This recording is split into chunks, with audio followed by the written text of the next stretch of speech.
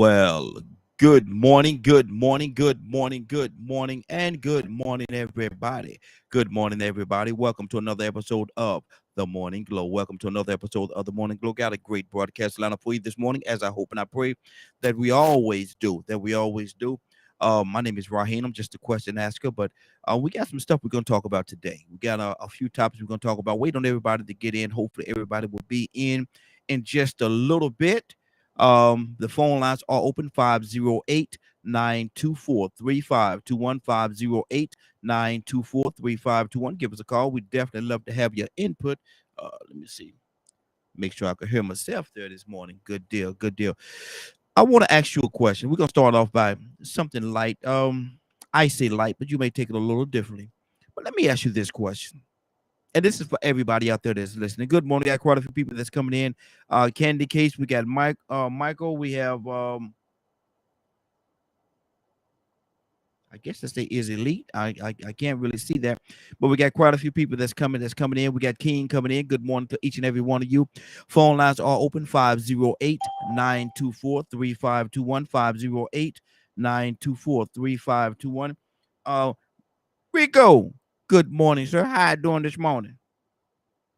Man, I can't complain. Welcome to a beautiful new day, bro. Hey, welcome to you as well. Welcome to you as well, sir. Rico, I was about to throw a question out there, man, and I need it. I'm glad you're here, man, because I want to pose the question to you as well, and just tell me what you think about it. Now, if you're in a committed relationship with a young lady, and you think everything is going very well, you think it's going good, everything is right, like it should be, you open up your Facebook, your Instagram or whatever, TikTok, or TikTok is big on this now. You open up your TikTok and you see a video on there. You look at the date, you scratch your head a little bit. It was video was created last night of your young lady. And she got her back turned to the camera and she's just twerking and twerking and twerking and dropping it like it's hot and all kind of things. Rico, is that okay? You know, I mean, personally to me, it wouldn't be. I mean, but to some people, they probably would accept that. That might be the way they met each other. Or maybe, what I'm saying, they making money off of it. There's a lot of guys that have wives that are on OnlyFans, making a lot of money. Wow. And so, and a lot of people getting paid off of going viral and being YouTube influencers for doing a lot of things. And so, that's one of the ways that you find that these people are trying to get attention. It's so simple. It doesn't take much, but somehow they find a way to go on Instagram and, compete with each other to see who can do something different with that thing that you see so much of. So, I guess if it's profitable, you find some men that may accept it, but me personally, I wouldn't. I saw where one woman actually bought her boyfriend a Ferrari. Just out of appreciation for the fact that he was patient and that he was, he put up with it. And she was doing some very explicit things.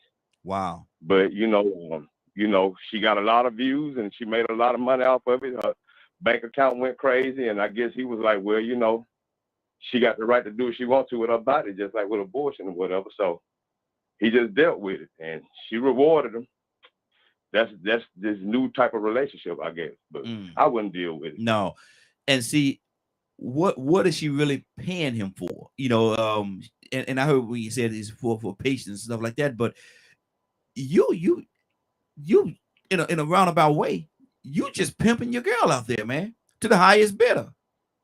You pimping her, and even if they're not doing anything on a physical thing, the horizontal mumbo, laying down with each other. Still, if you just putting out there and exploring her like that, man, I don't know how good that is, Rico. I don't know if that's a good thing, man. So what exactly is she paying him for?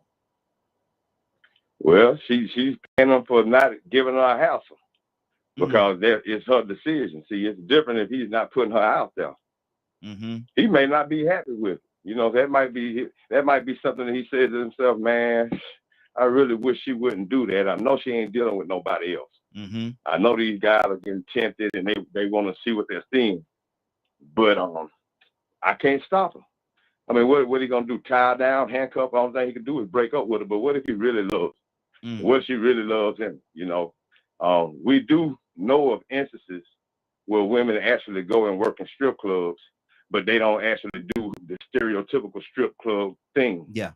Or the stripper thing. You know, they actually go in, get their money, get out of there, invest their money, and become successful. Start running a trucking company or some Fortune 500 company. So many women have got their starts like that, and they turned it into a legitimate business. You know, that was their startup, I guess. That's how they built up the money to invest.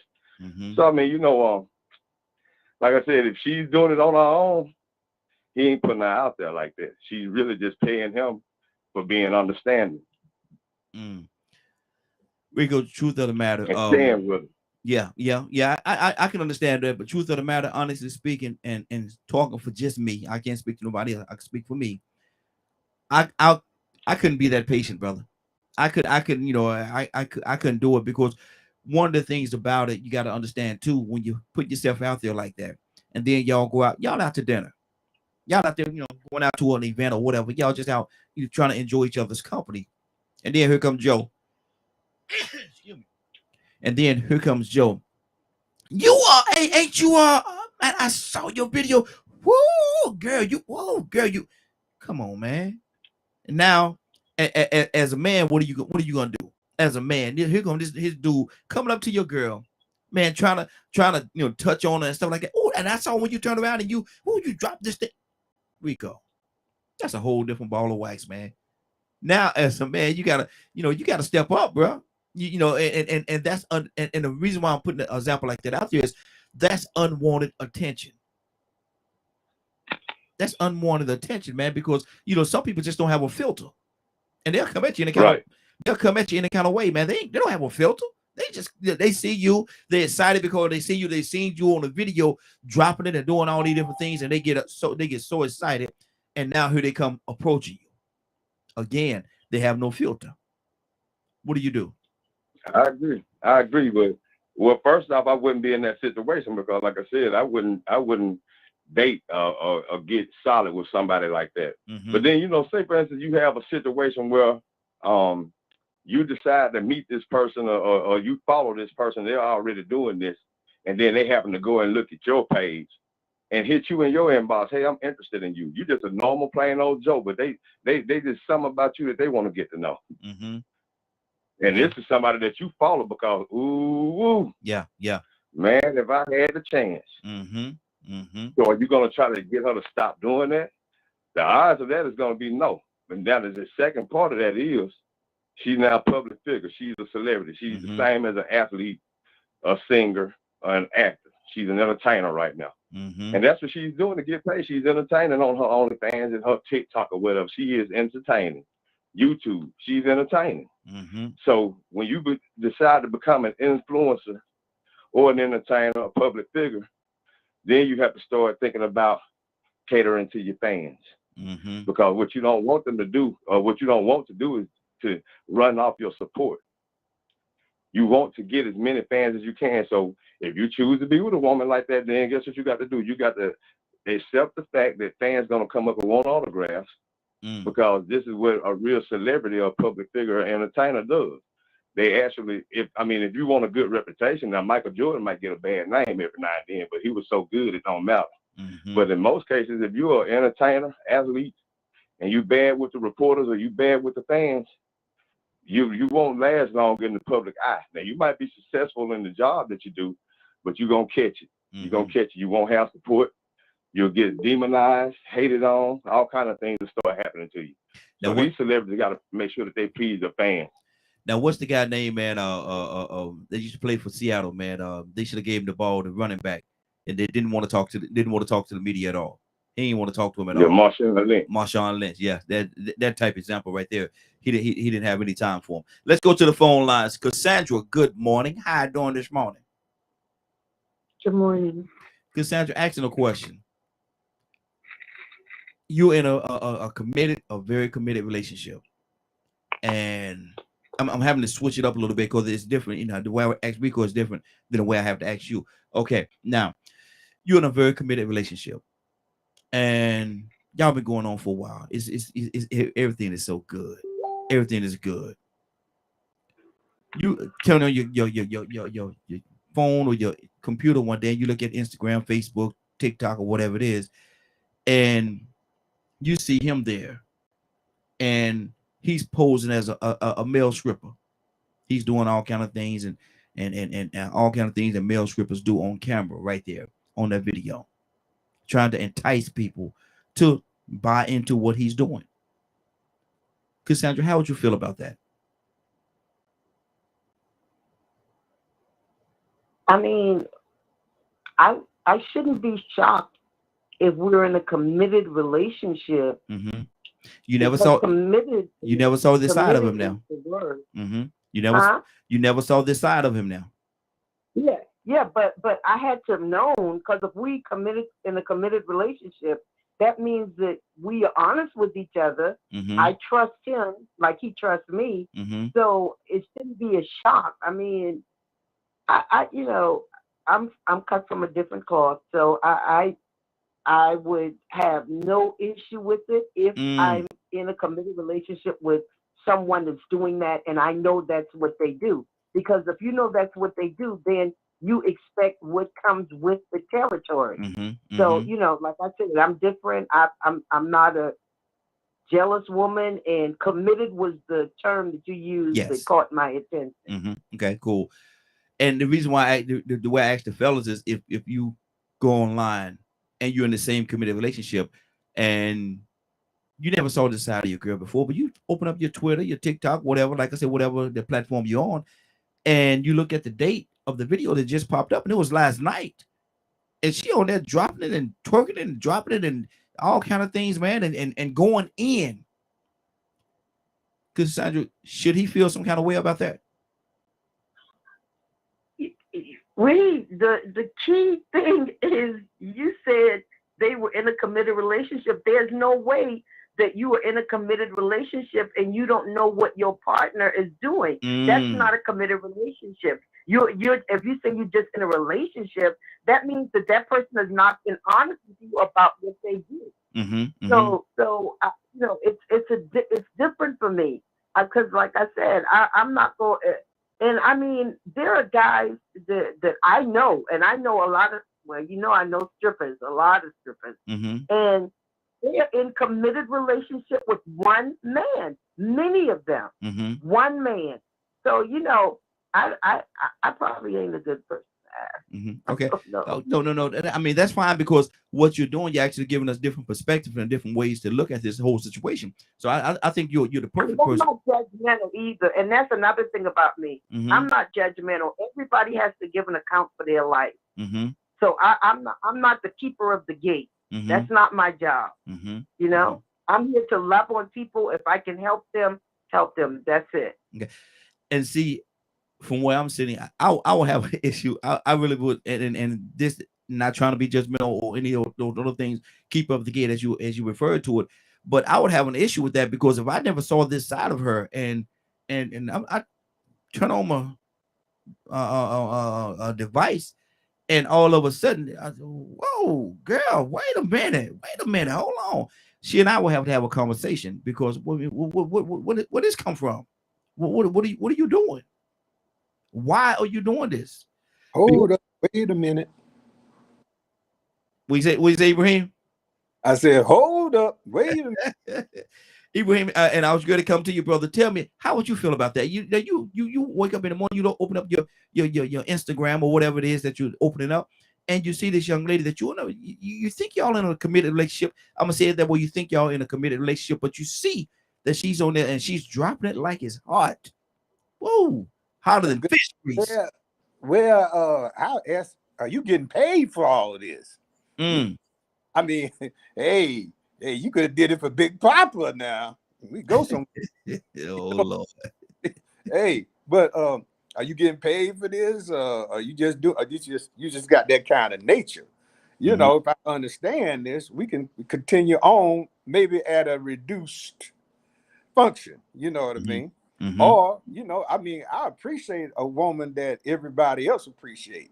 But she looking all trifling and everything, and No. Thank you for letting me know at this earlier date before we got really deep into the commitment. You know, thank you. I want to know you like that.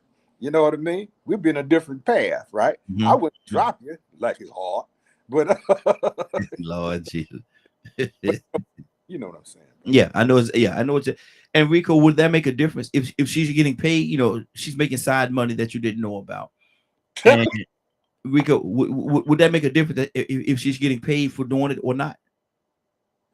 I don't know if it would make a difference on how I would handle her and deal with her from that point forward. Every bit of it would. I mean, you know, I'm single. I'm down with a little fun. You get what I'm saying? I mean, look, if you're making this kind of money or if you're just doing it for fun and I'm the lucky guy, well, I appreciate you. I know what it is. I ain't fixing to wipe you up or commit to you. You know, that's a key word. But, you know, some people, could you take a serious? They are in committed. Go ahead. Could I don't mean to cut you off, but could you take her serious though? Once you find out that part, that element of her moving forward, could you take her serious? I wouldn't. I mean, like I said that earlier, personally, I wouldn't. You know what I'm saying? But I mean, it wouldn't mean I wouldn't have no fun with her. You know, it wouldn't mean that, you know what I'm saying, we wouldn't go out and party in Vegas or Myrtle Beach. It don't mean I wouldn't like to see her on the beach in that outfit that I seen her twerking out. Matter of fact, she might buy a special one for me. Oh my goodness, the memories. Lord Jesus. Well, y'all are something else. Cassandra, do you think she should be taken seriously after this part of, because maybe if she's never exposed this part of her, she's been concealing it, and it's been it could be a lot of pressure, lack of a better term. It could be a lot of pressure to try to hold something back like that. And now that, you know, it's come out, and now that he knows, should he take her seriously, or would that take a pressure off of her that, you know, she maybe didn't even deserve?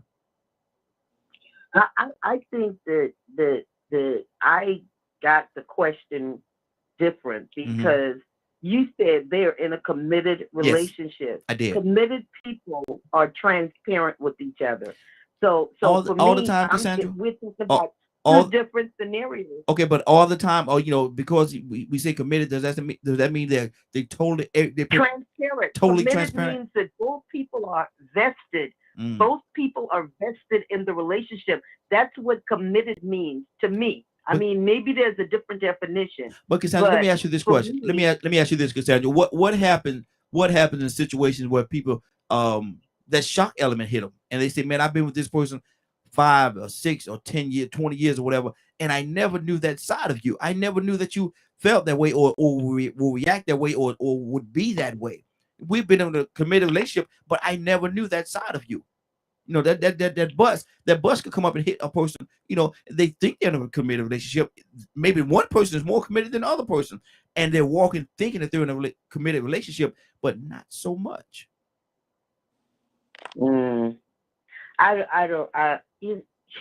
Like I said, you this area is different for me because I deal with people in this, you know, in this area. I know that all of them are not, you know, sleazy, nasty women. You know, I know some of them that are in college, you know, that are college graduates, and you know, so they're not stupid people.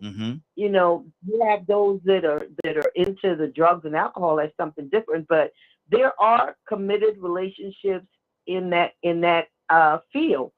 So I don't know. It's just different for me, Raheem. I don't know how to change my answer. Like I said, I don't judge them. Some of them are some of the nicest people you'll ever meet, male and female strippers. I know both. So, you know, I don't know.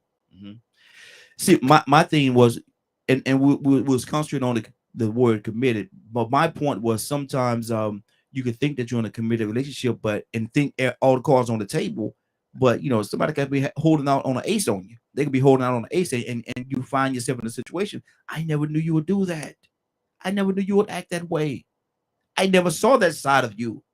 In the 5 or 10 years we've been together, I never knew that side of you. And so that's my part about when it blindsides you. When it blindsides you, would that make a difference? Ibrahim, what's on your heart? Yeah, I tell you what, you know, now what Cassandra was saying is true. Yeah, I mean, I was in a committed relationship and didn't know that part of it. You know what I mean? Mm-hmm. I didn't know, and then found out how everybody else know, and then I look at it, I like, wow, I would and we living together, everything. We in a committed or married. I wouldn't be like Will Smith and Jada. You know what I mean? I like, so I take concern with it and say, well, hey, we got to break this off. You know what I mean? You're not being honest with me. I don't trust you, because when you get in a committed relationship, like Cassandra was saying, you got a lot on the line, right? They know your bank account information, they know your social security, blah blah blah. And you could just getting played. Mm-hmm. Everybody plays the fool. Oh Lord. But you can't play it twice. You know what I mean? That's Marvin Cease, right? It would be a hurtful feeling. It really would. Now, as a mature man like me, been around the world a few times, and all like that, I say, yo, lady, come on, we're gonna really talk about it. What's my part in this? How much, how much, I'm getting 1/3 or what? I help you out. See, Ibrahim. Now you talking a pimping game. Now you talking about pimping a young lady. See, it's called management. That's what it is. Oh, okay. Look, what a fancy name! What a fancy name, Rico. What do you say to that, Rico? Because sometimes that bus hits you and that blindsides you, and committed, non-committed, or whatever, these surprises could happen. And man, it happens all the time, man. That's the reason why we have divorces. Mm-hmm. You have situations where you get married to somebody. How many women been married to men and then they found out that man was on a DL? Mm. Oh, I didn't know you got down like that. Mm-hmm. He blindsided me. Mm-hmm. Girl, I had no clue the way he was laying it down on me, and come to find out he like busting booty. Mm. Didn't have a clue. Sometimes people like to go to swingers clubs. They get entertained or introduced by their friends. Your man might have some friends telling him about getting his salad tossed. Man, I don't know about that. Man, you gonna love it. They say, his wife ain't down with that. She's wholesome and virtuous. Mm-hmm. He wouldn't dare mention anything to her like that. And if he does, she might think that he's been doing something with somebody else. So that might convince him to try it with somebody else because of his curiosity. Mm-hmm. Where that come from? You mean to tell me you've been liking this? Well, I didn't like it. I didn't know about it at first. And now you could be in committed relationships. Sometimes people moonlight, man. I tell this story every now and then. I used to be a blue flame regular, man. And in my heart, I know deep down in my heart, there's a celebrity that was coming in that moonlight. And I recognized it, but I couldn't put two and two together because first off, I would never dream that this is what she was doing. But then I finally told her, I'm like, you look familiar. I realized who it is. And when I said it, she's like, nah, that ain't me. That ain't me. But you know how sometimes you can see somebody's demeanor change. Yeah. Then she told me she was coming right back, man. Listen, when I tell you we had a friendship, we had a connection. We knew each other. It got to the point where when I came, she knew who I was. She danced for me for free. Mm-hmm. Just to sit there and talk, just get to know each other. Conversation. I'm like, man, you different. And when I mentioned that she looked familiar and who she favored, she told me she would be right back. Next thing I know, I seen her walking out with that suitcase. Wow. With the little wheels on it. And I never seen her again. And it never clicked to me. It clicked to me later on after I started seeing shows she was doing. And I was like, man, I said, this woman, I didn't know she was so sexual like this, man. I didn't know she was so open. And, man, and then I just kept thinking, I was like, man, you know what? I remember that makes sense. Mm-hmm. There's different things started adding up. You know what I'm saying? Who her first fiance was, well, not a person, one of her fiancés, the business that he was in. Mm-hmm. Strip club business. I was like, wait a minute. She is about that life. And now here it is. She's out in the open and very sexual at this age. Something that people never realize. But I'm pretty sure in those committed relationships, if she was moonlighting, that might have been something that not only she didn't want her husband to know, but she didn't want the in general public to know. Mm-hmm. because soon as she was recognized and spotted, she made her exit stage left. Yep. Wow. Toussaint, good morning, sir. Good morning, Toussaint. How you doing this morning? I'm all right. Good morning, Rico. What's up, Don? Got a question for you, Toussaint. You're in a committed relationship, a very committed. You been listening this morning? You been listening? I was listening to some of what Rico was saying. Yeah. Okay. I caught some of it. I was like, oh, okay. Yeah. You're in a committed relationship, Toussaint, with this young lady, and y'all been going strong for a minute. You wake up one morning, open up your Twitter, your TikTok, Facebook, whatever it is, and you look at it, and it's her. There's a video on there. You look at the date last night. You hit the little play button, Toussaint, and she on there twerking and dropping it like it's hot. And inviting, come one, come all. She dropping it, twerking. Toussaint, how would you feel about that? You never saw that side of her before. How would you feel about that?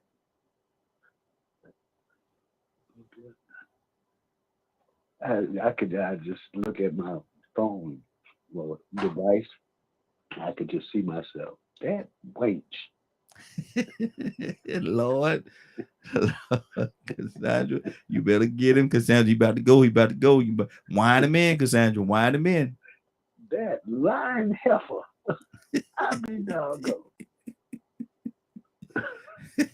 Does that mean she's a bad person, though? Does that mean she's a bad person? No, here's the thing. I'm sorry. Let me straighten out. All right. Good luck with that. Lord Jesus. In the society that we live in, it's very well possible that it might be a chance. That's reality. If you're just starting in a relationship, because everybody is doing the game.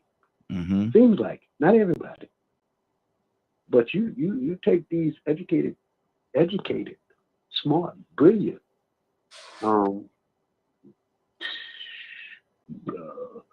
glamour girls that are has college degrees. You don't know what they doing. Yeah. I mean, really, to make it. You know, we got a society that's trying to make it, get it. I'm trying to get it. There's a young, I can't say it, but anyway, there's someone that I seen them basically grow up, and every once in a while they post something, and I responded, and they said, "Oh, I'm sorry." I said, we just, I said, we just, you know me, I know you. I said, I don't take it personal. I said, you are who you are. Yeah. And some of the things that she said is shocking. But I'm not down on her. But I just let her know that, hey, I'm listening. Oh, I'm sorry, Pastor. I'm sorry, man. I say, look, we like this. You know how you put your two fingers in front of your eyes? Like this. I know you. I don't take it personal. You don't take it personal. That's your life. But she be trying to get it.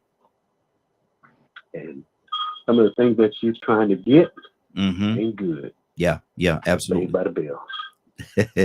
Good deal. And Cassandra, I don't want to make it appear as though we're talking bad about just the females, because I saw, and I want to know where lies the difference, Cassandra.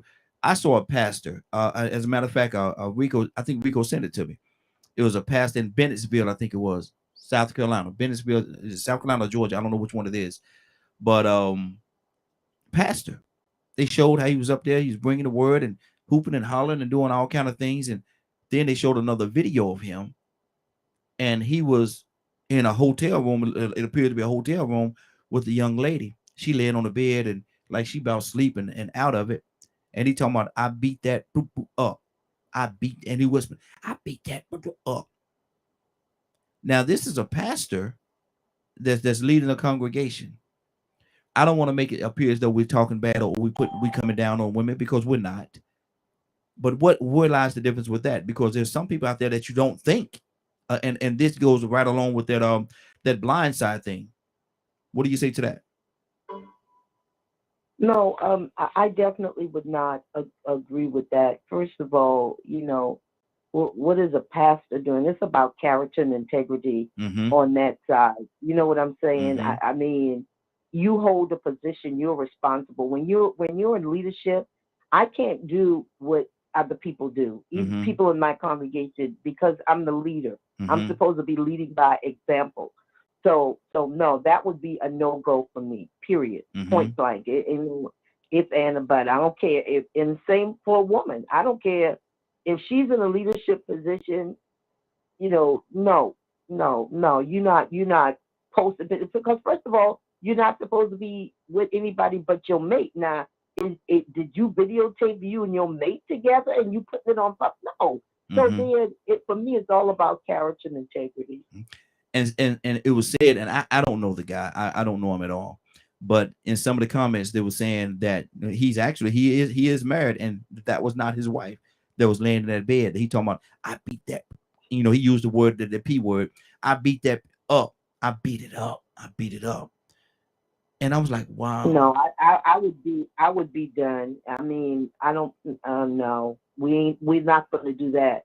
See, we're talking apples and oranges. If you're talking about a lay person, somebody that, she like, you don't hear strippers going around saying, I'm in the church and blah blah blah. Most times you don't hear them. I've never heard any of them. I know, brag about that. Even when they do love God, they don't because they know there's a certain image and character and moral compass that goes with saying that. And they're more to me, they're more honest about who they are than a lot of church folks. Wow. I'm just saying. Yeah, and yeah, absolutely. Rico, I think it was you that shared that video with me, man. When you saw that, and line it up with what we're talking about right now, realize the difference, because this is supposed to be a man of the cloth. He's supposed to be leaving the congregation. He's supposed to be a Christian, if you will. But he on there, he said, and he's supposed, go ahead. He's supposed to be committed to God and the word, right? Yes. And his congregation probably took it that he was committed to spreading the word of God and saving souls. And he blindsided everybody. Yeah. He got a congregation. Hey, man, listen, when I seen that man, I died laughing, man. That dude looked like he had just finished drinking some Kool-Aid and eating Krispy Kreme at the same time. He was licking his lips, man. Like he had sugar all over his nose. Y'all should have seen his tongue come out of his mouth when he licked. Rico, you know what, man? PG, Rico, PG, brother, PG. Go ahead. He's human. Yeah. He's human. I don't put nothing past no man. I don't care how good they talk about themselves, how much they toot their own horn. I don't care how good they actually look in public. I mean, actions do speak louder than words. But at the same time, people have personal secret desires, personal things that they do in their life that they don't let everybody else know about. Sometimes your spouse might not even know that you have some of these secret desires. And they might not want the spouse to know, because the spouse might get turned off from it. I wonder how many women or men have married somebody that ended up sleeping with their children. I've seen women marry men that slept with their daughters or their sons. And then I've seen men marry women that left them for their son or stepson, adopted son. Woody Allen. He was in a committed relationship. I mean, so really, truly, we try to believe in the truth and the honesty of a commitment. But I know man ain't perfect and man is flawed, and we are all creatures of that function off stimulus. And that stimulus that we function off of, that drives us, like ice cream or sex or whatever it is, it's the same type of addiction that a drug could have on us human beings, on our brains. So with us having addictions and cravings and desires like that, and I know all the different desires that people can have that may not be good, I never trusted one human being to the point of where they could blindside me with something they may do. Wow. That's good. We got quite a few people that just joined the phone line. VP, good morning, sir. How you doing this morning? VP, you there? Good morning. Good morning, sir. Asking a question, and I want to hear you. I want to hear your take on it, man. You're in a committed relationship. You know, let's say a younger VP. You're in a committed relationship with this young lady, and y'all are going pretty strong, committed. And you wake up one morning, and you open up your Facebook, Twitter, TikTok, whatever it is, and you see a video of her come across the screen. You look at the date, and it was created yesterday, last night. And VP, she a side that you never seen of her, man, but she dropped it like it's hot. She's twerking and she come one, come all. She sending invitations, if you will, the way she's doing that thing. How would you deal with that, VP?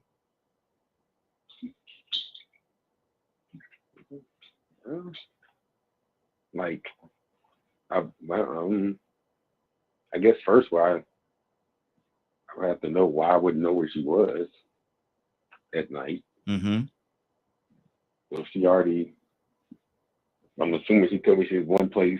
Hold on. Let's deal with that part. What if you look at the view and she's over in the other bedroom? You in the bed, you sleep. She in the other bedroom twerking. Oh, like a TikToker. Yes, sir. I don't know.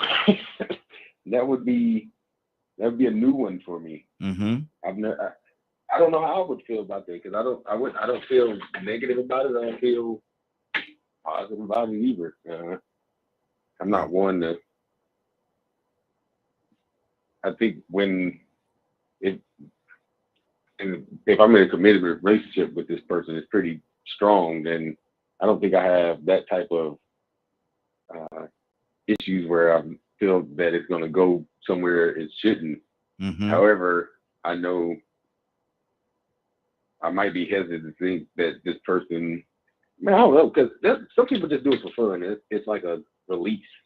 So I try not to be judgmental, because then I'm putting my values on an individual. Maybe this is just a time for her just to have fun and think that she can do it, and then she'll get on there and get no likes, and it'll stop.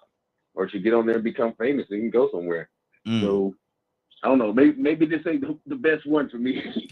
Okay, now I'm pretty all right. Now let me ask you this question. We got a couple other people. I want to touch a few more people that just called in as well. But let me ask you this: what if it does go somewhere, and then she starts saying to you, "Man, look at all the money we making with this thing. Look at all the money we making by me going and making these videos."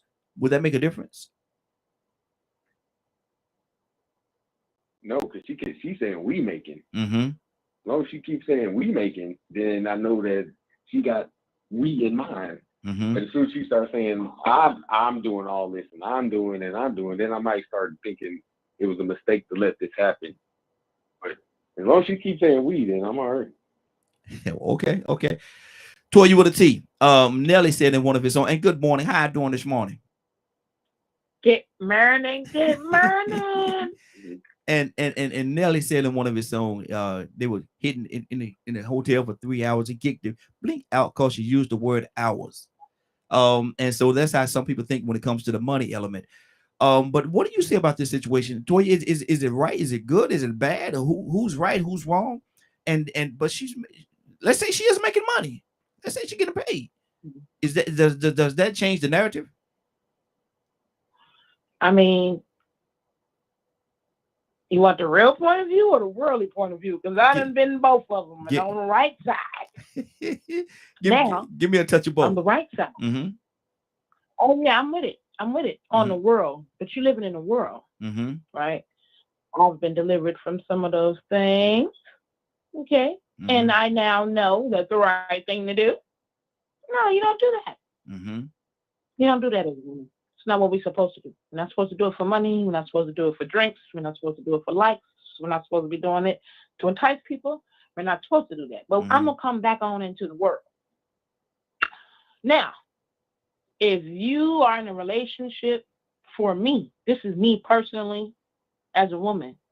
No, you can't. I don't care if you're getting money or not because you're mine. Mm-hmm. And if you ain't come over here with everybody looking at you, I don't think you should just up and start now. Now, if you want to do something productive, then okay, fine. Something that involves using your brain, something that's moving us forward and positive, yeah. But when you start using it sexually with like no purpose and no reason, I'm not mad at fun, right? Mm-hmm. And if it's a fun video that goes viral, okay, fine. But if that's the main premise of who you are, just to be shaking your fanny all over the place, something that has no productivity, no movement, just for money, I'm not mad at you making money, but that's just not for me. Mm-hmm. There are people out there who are cool with that. Some people cool with being with a prostitute. Some people cool with being with a Playboy bunny or model. Mm-hmm. Some people cool with having swinger relationships. And that's cool for you. But for me, no, we don't do it like that. And I'm so selfish. And I'm just being honest. Mm-hmm. I'm so selfish. Just because I don't want you to do that don't mean that it's something that I can't do. Wow. And I'm just being 100. Mm-hmm. Even if that is something that I do, but I'm gonna try to do something with productivity. But that don't mean you can do it because that is not what I want my mate to do. And if you feel like that's a double standard or you got a problem, then you don't need to be my mate. I'm just being honest about how I feel. Exactly. Let's go to Goddess. Goddess, good morning. How you doing this morning? Good morning. How do you feel about this whole situation, Goddess? Who's right? Who's wrong? Is the whole situation just wrong? You never saw, if he never saw this side of her, never knew that she did things like this, and to wake up and open up his device and there she is. It's right there. Wow. How do you handle a situation like that, Goddess? What do you do? Who's right? Who's wrong? Or how do you move forward? Or do you? Personally, I don't believe that he ain't never seen that side. So she didn't drop it like it's hot with him or them, or he didn't see that side. It ain't just happened. Or she didn't see him indulging and liking it like it's hot. And maybe she's never done it in the viewpoint with him, but she knows that that's what he like, and that's what he always, throwing money at, or whatever the situation, going to the clubs, throwing money. So she's trying to indulge and engage in that and let them know, like, hey, I can do this too. Mm-hmm. So personally, that's how I see the situation. But would it make a difference?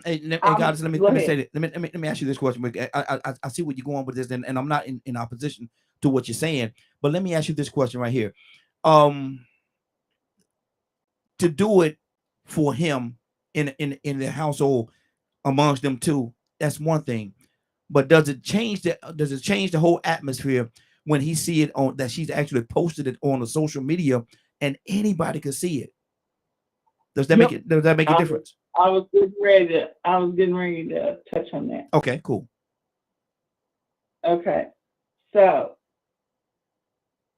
therefore, going to the point of taking stuff outside of closed doors where everybody and anybody can see it, I think that has become a problem. I'm fighting some issues right now in our cultural area that I'm not against. If that's what you choose you want to do, but do it behind closed doors, if that's what you choose you want to do. Because right now that's hurting our cultural integrity. Yes. And it's affecting our children in sexuality. I don't care if you're heterosexual, I don't care if you're bisexual, I don't care if you're homosexual. It's hurt. Sexuality is being pressed on top of our children to the point where it's demonic, and it's hurting our kids. Our kids are starting at 3 years old trying to twerk because they're watching all this going on. So it's becoming an issue, and it's a negative energy. It's not a positive energy. And I don't care if it's making a whole lot of money.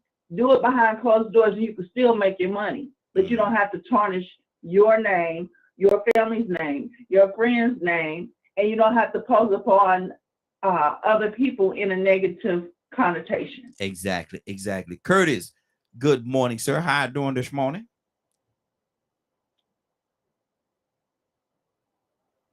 Curtis, you there? Yeah, what up, family? How y'all doing? What's going on, man? What do you say about this situation? What do you say about this situation, Curtis? Right, wrong? Is it ugly? How do you move forward? How do you move forward, backwards, pause? What do? You never seen the side of her, man, and you open up your device in the morning, and this is the first thing you see. Wait a minute. Curtis, talk to me. So if I really got a problem with it, I'm just gonna address it with her. Mm-hmm. If she decides to make an adjustment, she make an adjustment. She decides to keep doing what she's doing, then I walk out the door. Wow. It's that simple. It's not that hard, man. Mm-hmm. We so addicted to drama that we don't even realize that most of the drama we have, we cause. Mm-hmm. We so addicted to foolishness. We so addicted to I want it the way I want it when I want it. That ain't how the world works. I'm sorry, man. But Curtis, let me say this to you, and I understand what you're saying. And again, I'm not gonna oppose anybody because everybody have their own opinion. But when you say is this way or this way, but when you decide, when you select that you're gonna walk away, isn't that the same? Is that somewhat the same thing? I want it my way, and if you can't do it the way I want you to do it, if you can't stop doing that, it's gonna either be my way or the highway. Because if you don't stop, I'm getting up out of here. Ain't that the same thing though? No, it's not. Okay. Because I'm saying, look, if it bothers me, and guess what? Hey, we're gonna talk about that. Mm-hmm. If you see this bothering me, that's like dude walk up and spit in your face every day. Mm. You know what I mean? You're like, yo, look, I know you got some mental health issues, bro, but listen, man, that ain't cool. He keeps spitting in your face. Eventually, you're gonna slap the dog doodle out of. You know what I mean? Mm-hmm. So, like, okay, I get it. Okay, if she's doing this to make the money or whatever, then you get your bread. I don't have no right to tell you what you can and you get your body. I don't have that right. Mm-hmm. The right that I do have is to indulge or not indulge. It ain't no drama, ain't no love lost, ain't no hate. If I see you in the streets, holler at me. Hey, what's up? What's going on? You want a drink? How you been? I'm still gonna be cordial and friends. Mm-hmm. That don't mean because I walk out that I don't care or that we can't be friends anymore. No, that's not the adult thing to do. Okay, look, I went my way. You doing your thing. I might even support it. I might throw a couple of dollars at you, cash app, like, shorty, do your thing. Mm-hmm. It just wasn't for me. You know what I mean? But I'm not going to judge her. I'm not going to paint it like she was the scum of the earth or whatever. I don't know. You don't know what the situation was. You know? Maybe she saw an opportunity to get some bread and she took it. Mm-hmm. Now, if a woman, if she's an adult woman, right, of fine haberdashery, then when I tell her, look, baby, you know, I see what you're doing. You know what I mean? I seen it this morning, you know, and like, baby, that kind of bothered me a little bit, like, boom, boom, boom, boom, boom. Then as an adult, okay, if I want to be with this dude, let me make some adjustments. Maybe I won't twerk. Maybe I'll just become a lingerie model. Maybe I'll just, because it's chicks on TikTok that's making big bread modeling lingerie.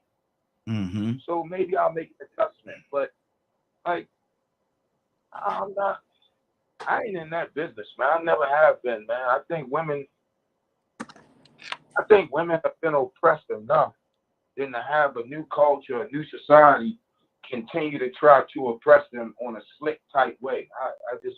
That's just me. Mm-hmm. Mm-hmm. Exactly. Cassandra, what's on your heart? Yeah, I don't know. I keep hearing people talk about, and I just need to be off a little bit about the twerking and all that. And I just, how many of you actually have watched traditional African dance moves? I'm just saying. Y'all can take it. I put it where you need to. But how many of you have watched the traditional African dances? Those are some of the sexiest dance. I'm talking traditional African dance. Because they're moving, they dropping, they rolling, they all of the stuff that we keep talking about over here so negatively. It is a part of our culture in different parts of Africa. Just go in and watch many of the traditional African dance moves and see, because inherently, where do you think we get the rhythm and the movements that we do now? A lot of that is inherent. It's just the way we move. So I want people to go and actually Google, because you can Google it now, YouTube it, and watch traditional dance moves and watch how much twerking, as we call it, goes on in traditional African dance moves. I'm just saying. But Cassandra, let me and like again, I like to deal with both sides of the coin, and let me ask this question: is that different? I from where I'm sitting, I feel it's different because of the purpose and the presentation of it all, and I go back to the purpose. There's a different purpose in African traditional dance and what we're doing today. I don't know how tightly we can tie those two together. I don't know how tightly we can tie those. You can tie it tight because the movement. We're talking about movement. We're talking about what the dance looks like. If you look at twerking and you look at many of the African different tribal dances, you will see a stark similarity. Some of them are identical to the movements that we condemn here. They rocking up, they're doing this. You obviously you don't know your own history. Obviously, you don't know your own people.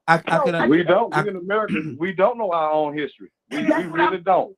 We don't. But the funny part about it is out of all the history we don't know, how is it that we know that history and then we use it for the wrong purpose? I agree. I have no problem with that. I'm just saying we gotta stop letting our own minds or our own condemn.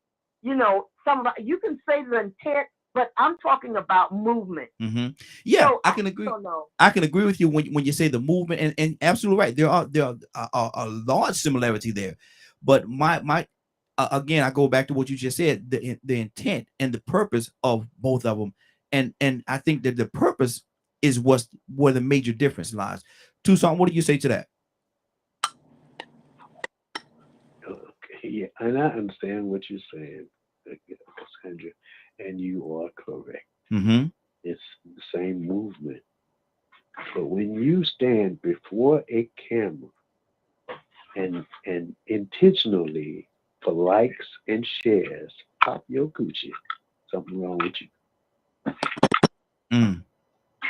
That's not cultural.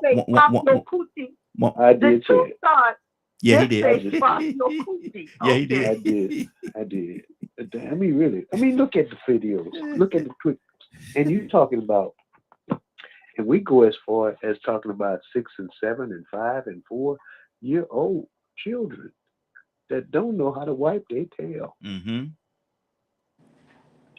They can't spell their name, but they see the thing about it is, and we don't, like Rico said, we don't search out our heritage. It ain't. I don't think it is. Maybe somebody say, well, I'm just gonna bring Africa to America, and we gonna act like us. But I don't think that's it. I think that it's normal. It has become normal to exploit ourselves. And then we have the nerve to say, what you looking at? You shouldn't be looking at that child like that. I didn't even know she was 10, the way she's shaking that thing. Lord Jesus. You heard I say tang. Yeah. Tang. Mm-hmm. You know what a tang is? Coochie.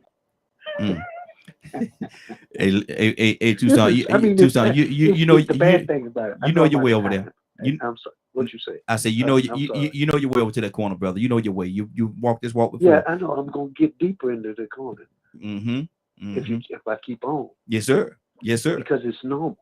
It has become normal to have to go as far as to not have any standards or values.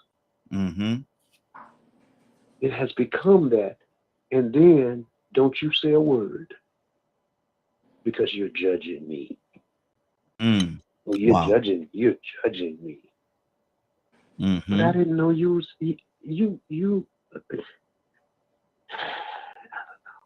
I don't know. Because not only are you the choir member, but you're the teacher. Exactly. 508-924-3521. 508-924-3521. Give us a call. We'd love to have your input. Toya with a T, talk to me, sis. What do you think about this thing? And Cassandra do have a point. A lot of the movements and gyrations, if you will, are the same. But I think the purpose is different. What do you say? Well, you're right.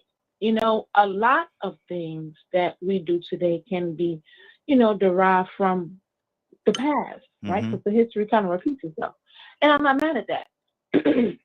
But we got to get more traditions other than just twerking. That's my thing.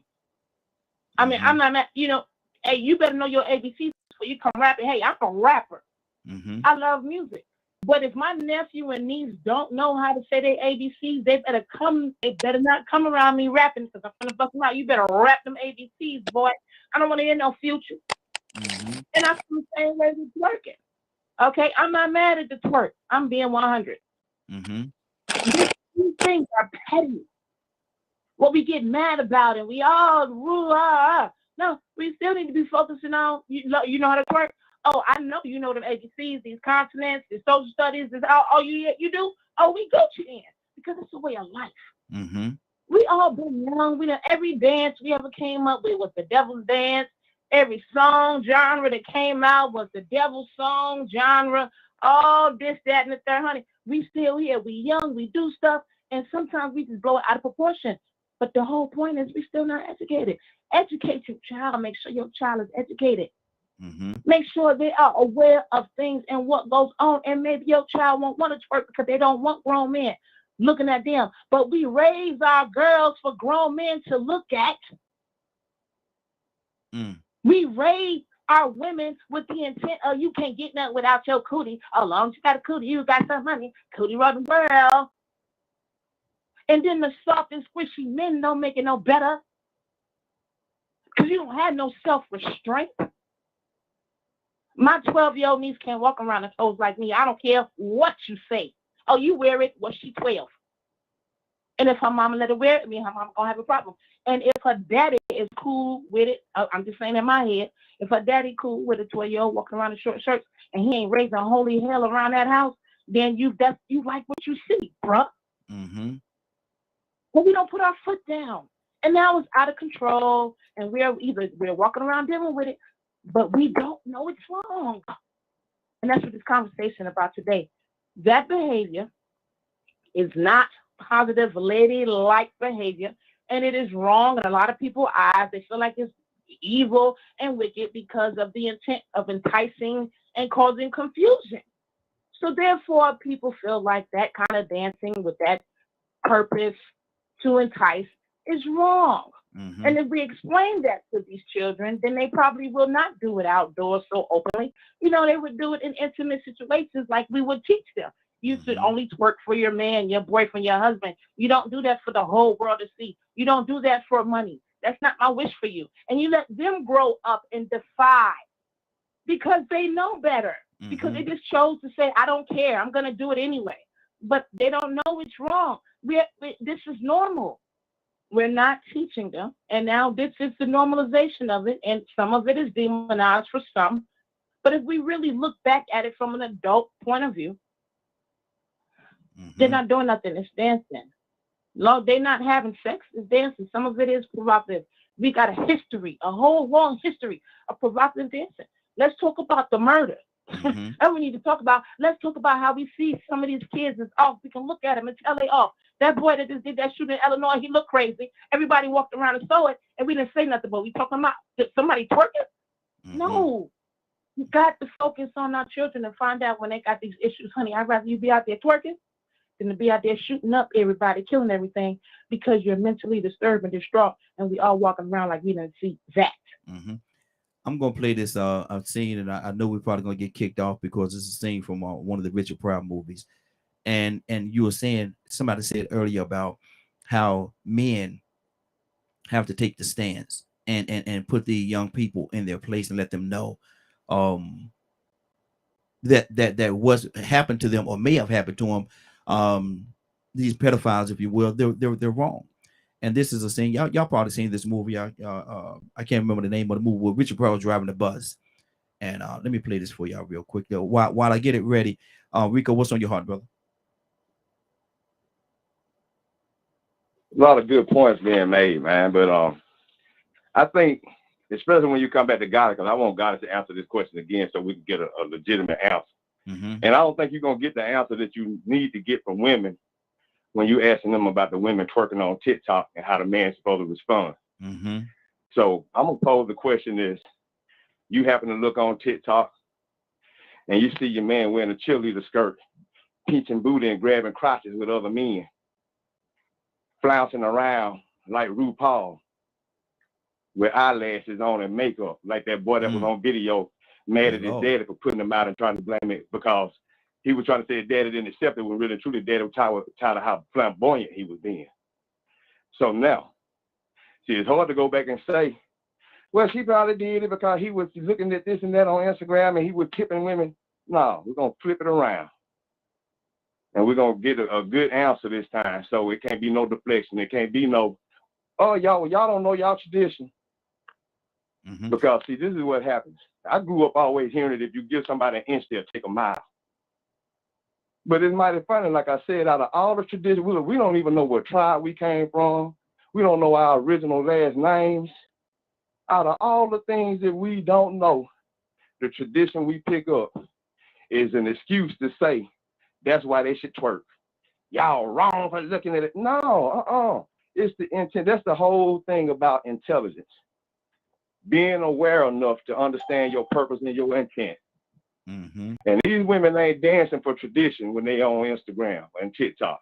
No, they ain't dancing for, they ain't trying to get a rise out of my tradition. They might be trying to get a rise out of my condition, but not my tradition. And they wear certain clothes and they say certain things on the post and they put captions up there to let you know, look at it, look at it, look at it. Don't you want it? So now for that question to come back around and for us to get a real honest answer, we can't give the women the question that you gave because they would automatically have to be looking at it from the woman's point of view. She the one twerking. So let's put the shoe on the woman's foot and she see a man grabbing balls and playing with booty. Wow. Hold on. Let me play this video and we'll come back and we'll definitely address that question as well. And we got a few more people that's actually online. I think Captain He's come on with us too. So I want to address him as well as a couple other people. But let me play this video and y'all tell me what y'all think about this. This is Richard Pryor, one of my favorite Richard Pryor scenes because the stance that he took. Check this out.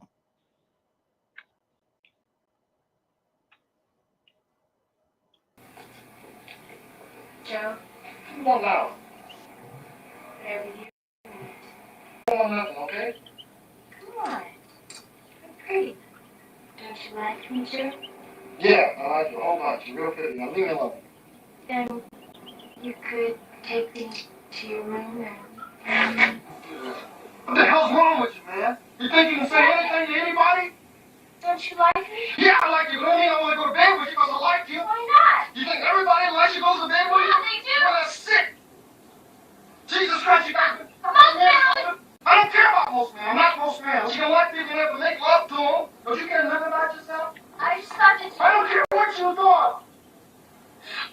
But every other time, when I ask somebody, they all. Well, they're wrong. But It's wrong.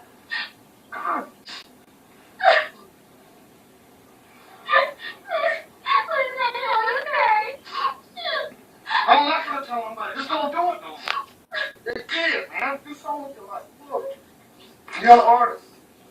Do some order or something. It's really good. If it was small, I'd put it in a box so I got you. Would you really? I really would. That's beautiful. I think you're beautiful.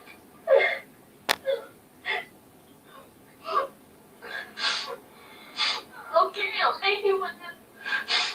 Okay. Charlie. Stella.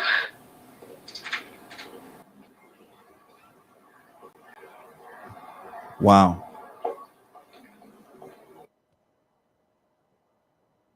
Cassandra, I'm coming right back to you. Huh? Who? Somebody was about to say something. I said nothing. Go ahead.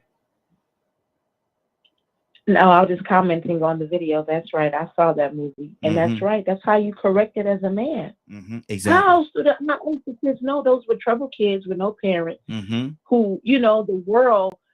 It's like this thing that follows women. You know, like ever since this whole beginning, like we're property. You know what I'm saying? And that's the part that has to be trained. That's the part that has to be trained on our values. We don't have to lay around and sleep with people, but that's like the only thing we're known to do, or kind of like instructed and taught and bred to do as a woman, because we know that's what every guy wants. But it doesn't take away the fact that, you know, as a man, as a head, as a leader, you have to have restraint. A 12-year-old, yeah, exactly. A 16-year-old, or whatever year old, whether it be your, you know, your secretary, she could be fine. But if you're the president and if you're married, you have to have self-control and show restraint, even if you are autistic. And see, and that was the point of why I played that particular clip right there, man, because I wanted people to understand that we have to take responsibility. We have to take, you know, had he been like all the other people that took advantage of this little girl, where would that leave her, man? She, in her mind, she was thinking that it was right, it was okay because everybody else did it. And then Richard Pryor, that one, he said, no, that's wrong. I don't care what they did. I ain't everybody. I don't care what they did or how they did it. I don't care nothing about that. I'm not gonna do that to you because it's wrong. Wow. Cassandra, what's on your heart? Yeah, I totally agree. It's about the intent. Okay, yeah, it's about intent, and let me just say for the record, my family was brought in from Sierra Leone, and we're a part of the Mende tribe. We've had our DNA, and I know exactly where my family is from. A lot of people don't have that, so I know a lot of the traditions and stuff of my family. So, you know, from Africa. So, you know, some of us are seeking that out. But I just want to put that out there. But definitely what Richard Pryor did was right.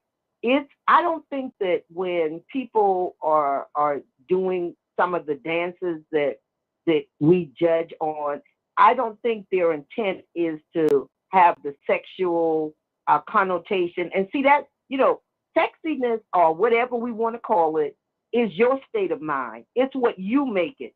So you can see a child jumping up and down and consider that sexy and get turned on. So that's you. That's on you. But I do believe that we should have boundaries and we should guide our children. But I think we're going in like 2 or 3 different directions with this. So I'm just going to leave it at that. Okay. Badger, what's on your heart? Good morning, Badger. How you doing this morning? Good morning. You spoke something about the dancing. Oh, yeah, saying that it derived from the I'm probably gonna butcher that name. Do you think you can pronounce it? Let me see. Can I pull it back up? Let me see. Ooh. Yeah. Mapuka. Okay. And I was digging more into like what that dance actually means and where it started and things like that. And I came across two slightly different things. It's not that it originated in the 1990s but it was censored because of there it was censored, and then it got which ended up coming over here. So there are other parts of the world that are not fans of this dance. Mm-hmm. So this is not like an ancient old, tradition that's been passed down over time. This was something that was created in the 90s. Mm-hmm. Speaking of twerking. Mm-hmm. Okay. Talking about the twerking. Okay. And my thing is a lot of times what we miss sometimes is the dancing that the young ladies did in Africa is just like pretty much like the guys playing the drums. It was a way of conveying a message. There was a conversation. It was a conversation between the two. The drums told the story, and then right. I think the dance, just like in Native American dancing. Yeah, it actually tells the story. This dance, from everything I'm finding so far, is a combination of it seems like it's a perception thing of sisterhood and stuff, as well as coming of age. Wow, for a woman. Good deal. Saying Captain, I'm ready. Exactly, Captain. Good morning, sir. How you doing this morning?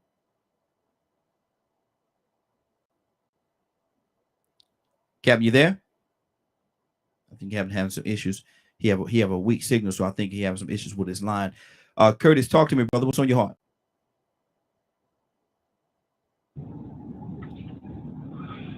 Man,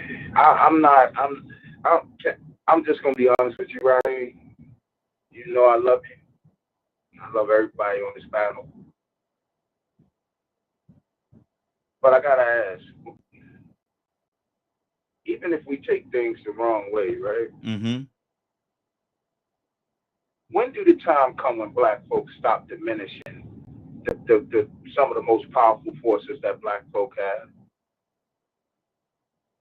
When does the time come where we stop being so judgmental about what a given set or culture is doing, right?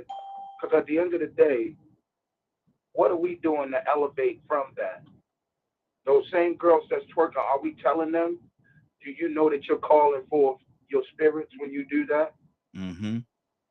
Do we take the time to remember that at one point,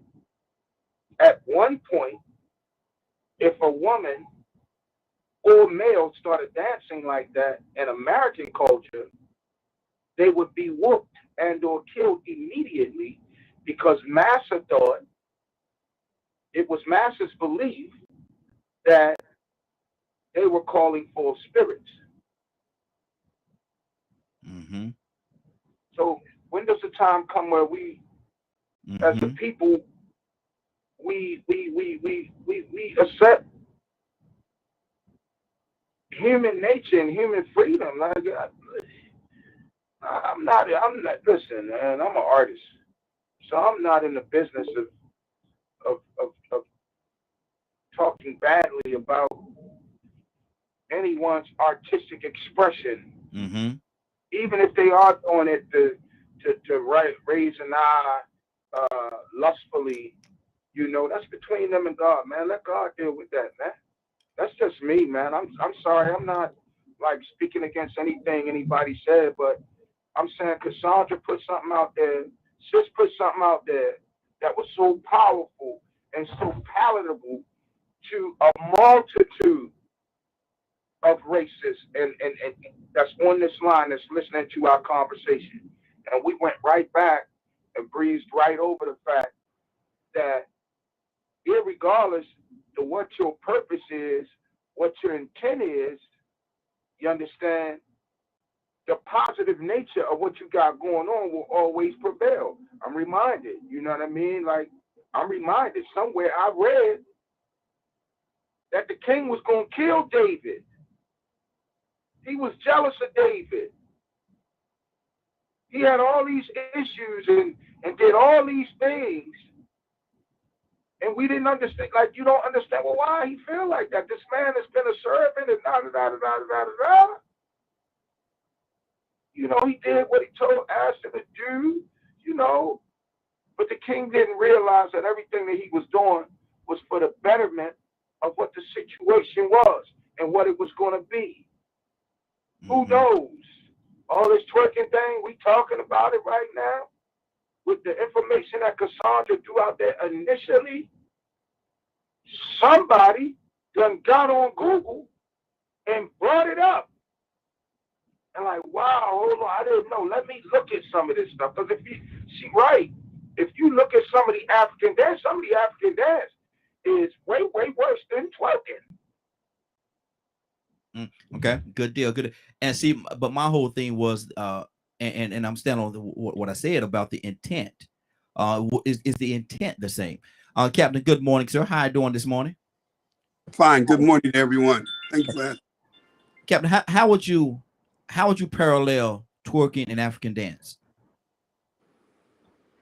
Well, I had the honor to go to Africa. We were in Gabon at the guest of the President Omar Bongo, and they had the African American Summit there. And all the heads of states of Africa was invited at the state dinner. The minister was his guest.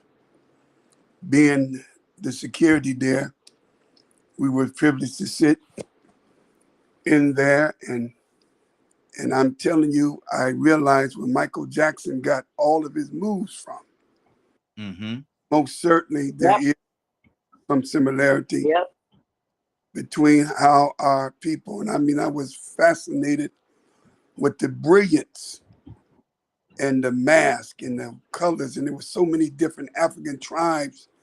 They came to perform for the guests. I was so honored to be in the motherland, to absolutely see with my own eyes the dances, and that's exactly what came to my mind. Says, that's why Michael Jackson comes over here. There are some similarities, no question about it. But everything that we do in a dance in Africa has a meaning to it, just like Brother Badger said, the tradition of the Native American, there's nothing they do that they can't break down the symbolism of why they do it. So twerking has some similarity, the sway, the movement of the body. I think our women twerk for two reasons. One, to see, can they twerk? You know, can they make that thing shake like everybody else? I think it's a woman's thing trying to say, well, I think I can move my body like that. And of course, twerking came out of the strip club. Most certainly that has the sexual attachment to it. If we remove the sexual attachment to it and women twerk with clothes on, I think you would see a little difference. But the twerking you have naked, you know, I think that's a whole different meaning. But I think there's some similarities, and I think it's up to the mothers who have daughters twerking, but hell, the mother's twerking. And I think it's more like a fad, man. You know, TikTok, Instagram, Facebook, they have done more in creating fads that it's unbelievable. It's just unbelievable. But I do see the similarity. When I was in Africa, I don't know if they call it twerking, but them African women, I mean, God, brother, I wish y'all could have sit there. I'm being honest with you. This guy, Omar Bongo, he's about 4 foot. He's a small dude, short dude. He's no longer with us. May God be pleased with the president. But because he has that Napoleon syndrome, everything he has is big. I mean, he had a limo that was big. But the place that he held the state dinner, the quarter, this is the truth, I'm not exaggerating, the quarter of that palace, you could literally drive a semi truck down. Good Lord. I mean, but the money they spent, but I enjoyed myself. And I do believe that's where Michael Jackson got it, because they was doing some Michael Jackson was doing some of their moves, but I do believe there's a similarity. Good deal, good deal. Let's keep this thing going. Rico, what's on your heart, brother? Yeah, I believe there definitely are some similarities. Mm-hmm. And everybody's telling the truth. You know, when you said that about the beat, the message with the beat, and the message in the dance, and also the message in the lyrics, because you know sometimes when they were beating them drums, they were ooh la la la la la. You know, they were doing some message in that too. Mm-hmm. But I don't think it was the same message as Luke. No. So now we're talking about intent again. So I ain't fixing to waste my time even entertaining and trying to link twerking and tribal traditional dance together, because they have two totally different intentions. It's all in the message. Mm-hmm. Listen to what Cardi B said. She don't cook, she don't clean, she just work that thing. Mm-hmm. And she twerking while she's doing it. I'm pretty sure that's traditional and tribal. You see, you give somebody an inch, they'll take a mile, and then you try to justify it by linking it with something legitimate, and then have Cardi B sitting down with the president representing our women and our people. Mm-hmm. Sitting down with the president, because we accept it now. We made it acceptable because it's similar to traditional dances. That's our culture. Yep. But did you hear the message in the music that they doing it to? The show ain't talking about family and unity. It's talking about creating a condition, making some things wet and hard. Mm-hmm. Wow. And having a response in the end. So, you know, I just, you know, I ain't gonna entertain that no more. That trying to link twerking up with tribal dancing or traditional dancing. We all know what it is. We know the lyrics to the song that they do it to. On the TikTok, on the Instagram, they got certain music playing in the background, and they church music. Mm-hmm. Mm-hmm. Wow. But I still had that question on deck about the women finding out the men out there taking pictures on TikTok and cheerleader uniforms and eyelashes dressed up like RuPaul playing pinch games. Let's go to Goddess. Goddess, want to answer this question? Yeah, I don't mind answering the question. I'm sitting up here looking at some things. I do agree with you on that. And so far as the RuPaul question and all that, ain't nobody trying to hear it. I'm not even going to entertain that because it's not acceptable for a man at all. Because if a man's going to be able to honor and carry me as a household, I got to be able to respect him. And that's where the situation stands right there. He got to walk with God for me to even deal with him. Okay. So a man that's going to that next level ain't even truly a man. So I'm not going to entertain that question any further. Cassandra? Go ahead. You got something else? One thing I do want to say is we had I don't know if she was a mayor or somebody who was out here twerking. And but she wasn't twerking to the point. She wasn't twerking to the point where she was. There's a difference between twerking and twerking. She wasn't twerking to the point where she was butt ass naked with a T-bar on TV or any of that. That level right there is a total different distraction. And yes, twerking has several different meanings, but with this, they have now the new group of Black women that's saying that, hey, I'm gifted with my hips from my creator. This is what I think Cassandra was trying to say. Twerking and whining for me is a direct statement of owning my sensuality. That's owning my, my interpretation of feminine power. And traditionally, the dance holds a history of a sport. So I'm thinking that that's how they're utilizing it, as they're trying to utilize it, but again, it negates it because the music is demonizing women. Turning around calling us negative words, the B's and the W's and all that. So how can you twerk to something where it's turning around demonizing you at the same time? So again, it goes back to the music and the intent, and that's where the problem is. Not that I condemn. I think that every woman has to be convicted through Christ on its own, and somebody that's older should come in because a man is 30 seconds. different, but a woman raises a whole nation. So that's the key factor. But women need to take and talk to other women, not condemn them to the point where they don't want to listen, but at least talk to them and teach them positive intention and negative intention. And that's attracting. That's the problem. What we have here today.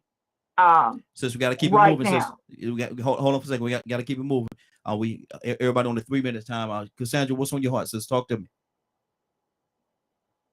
No, I totally, agree. And I'm not glamorizing twerking. All I was saying, I just keep, I don't know why people want to, I don't know.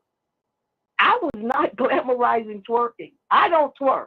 If I could do it, I probably would. I would love to be able to do it because I love a lot of the movement because I just love dance, period, all kinds of dance. So I'm not saying if a woman is using it for sexual purposes. All I said was there was a comparison that you could make to the movements, and it's because of our natural innate abilities why we as Black people, we move differently from everybody else. Pick any race you want, any group of people. And African people, Black African people, move differently than everybody else. And that is inborn. We just have that. That's all I was saying. I'm not glamorizing twerking or anything. I'm not doing that. That's not even, and if you listen to me, that's not even who I am. Yeah, but I'm exactly. also not judging those that do twerk. I'm not judging them.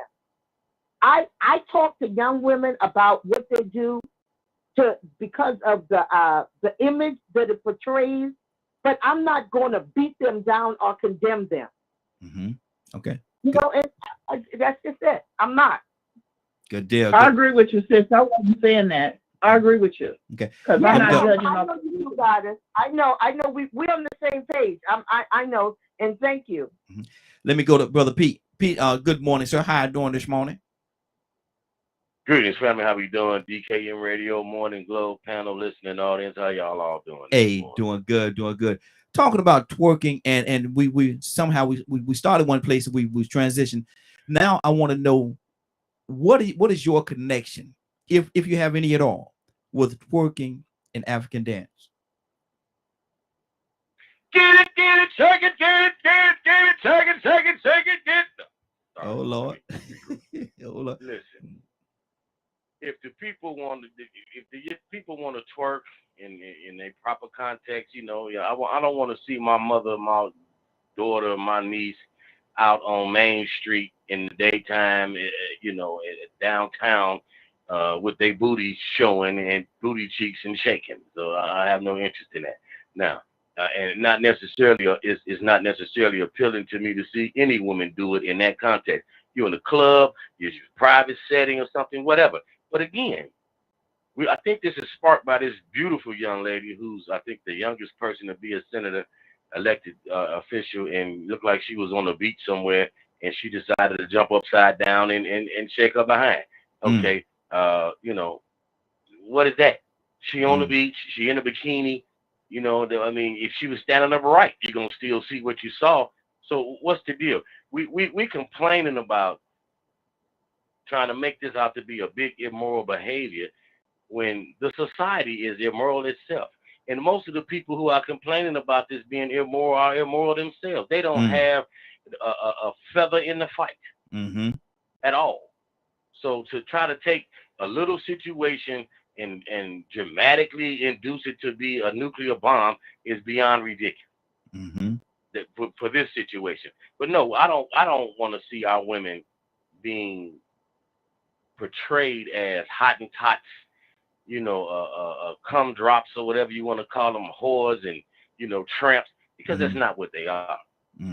So that's a false narrative, and we about to had enough of you trying to disrespect us as a people. We don't want to tolerate it of our own even doing it, and nobody outside of us is justified to disrespect any one of us.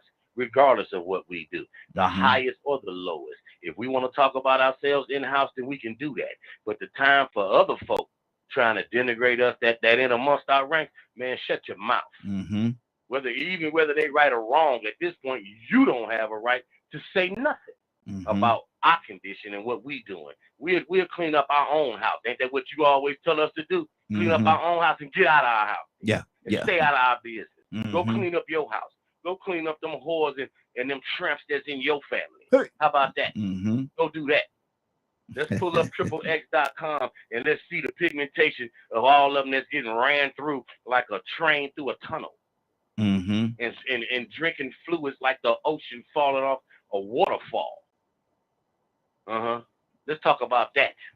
Mm-hmm. So we don't want to hear this false narrative from a bunch of hooligans, demons, and outright devils in human flesh trying to act like they have a moral compass. They don't have a moral compass.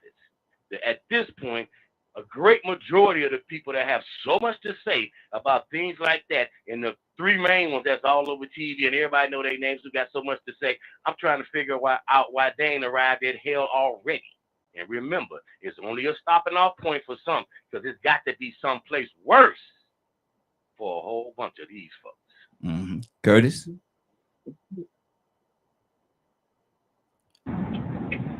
Hey, man, thank you, man. Let me just say that first and foremost, thank you. Thank you, brother. Because here's the thing that get me. And I'm going to call a name. I'm going to call two names that would perpetuate exactly what Pete is talking about. One of them name is Matthew Gates. The other one name is Jim Jordan. One raping girls, taking them all around the country from Florida, 16, 17-year-old girls. The other one is raping boys. Yeah, he didn't actually commit the rape, Now, but Curtis, he knew about it. now, Curtis, for the sake of the radio, Curtis, for the sake of the radio and keeping it in its proper perspective, say allegedly. Oh, they allegedly. Well, guess what? Allegedly, all of these people that came on TV, all of these folks that came on TV and told you exactly what happened and not only did they allegedly say what happened, they had actual proof. Emails, voice recordings. But yet these the same ones that will throw this new senator or congresswoman up under the bus and try and say that they own the moral high ground. And they don't. And we tend to do it as human beings all the time. We want to put somebody beneath the moral high ground while we stand on the moral high ground. When you talk about dance, and as an artist, man, I'm telling you, I done seen it with my own eyes. When you talk about dance, when I went to the University of the Arts, that was the first class they made me take, and I'm not a dancer. Can you imagine me in tights and ballerina shoes? Good Lord. I had to take ballet. Let me tell you something. We're talking about twerking. You want me to tell you the most seductive and lustful dance there is? It's called the tango. The tango is a very seductive and lust-filled dance. The one thing that I learned in dance is this. When you look at cultures have dances that state several different things. There's a mating dance. Yeah. There's a dance that Africans do, that African women do prior to having sex with their mate or the mate of choice for that day. I'm just saying, man, like, we got to be careful not to call ourselves taking the moral high ground and denigrating and dismissing folks who already been denigrated and dismissed. That's all I'm saying. Good deal. Good you know, deal. intent, whatever. We all got an intent of something that we do that ain't right. Good deal. I wonder what that is. Absolutely. Absolutely. Toussaint, what's on your heart, brother? Yeah, and I understand. I come back on the tail end of what Kurt was saying, and I do understand. I do understand. And it's not a judgment call, but it's just a question.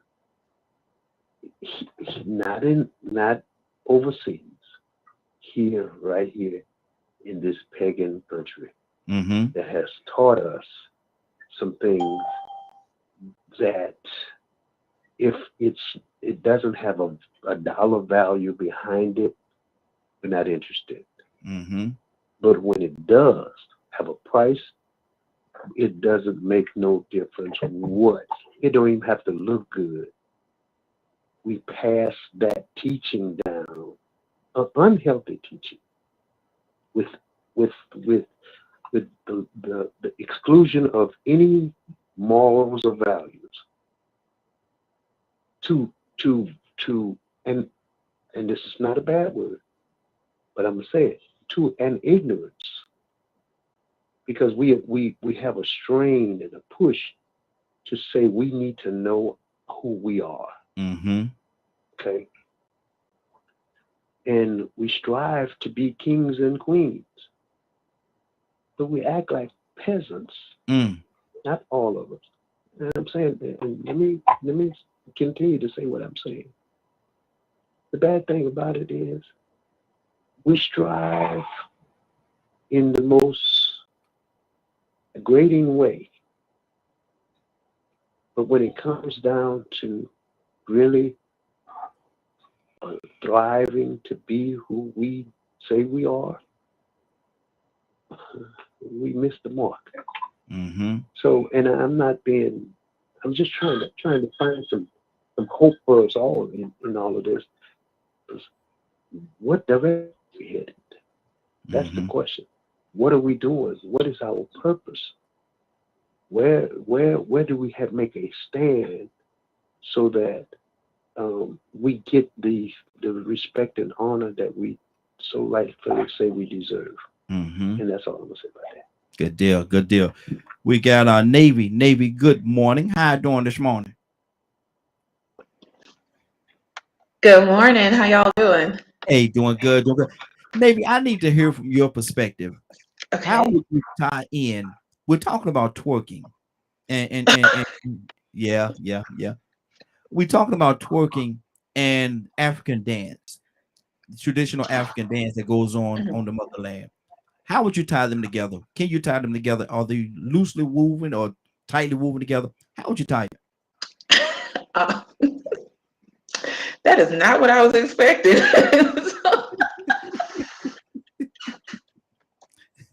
I'm really gonna have to use my brain on this one because can you? I think anyone. Well, I don't know. Let me think about what I'm trying to say. Maybe if you're trying to get a point across, you can make any argument for or against. Me, my personal opinion. Yeah, no, I'm having a hard time with that one. I understand the traditional dances, and to some degree, I won't lie and say that I'm as well versed on all the dances and what they mean and what they represent.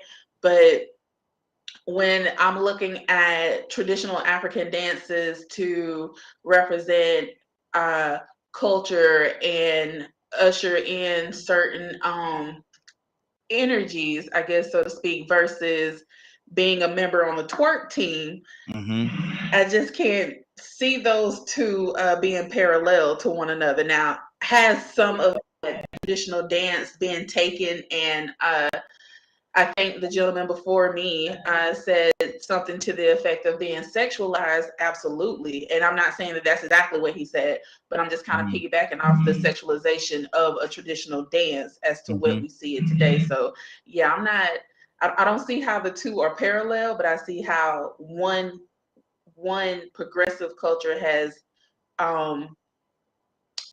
bit off of a traditional culture. That's good. That's good. Badger, what's on your heart, brother? You know me, I love to research things. Because of what twerking has become in Western society, that dance is now starting to become banned in the African countries. So the original dance of Mapuku is now being looked at as a negative thing because of what Western culture has done.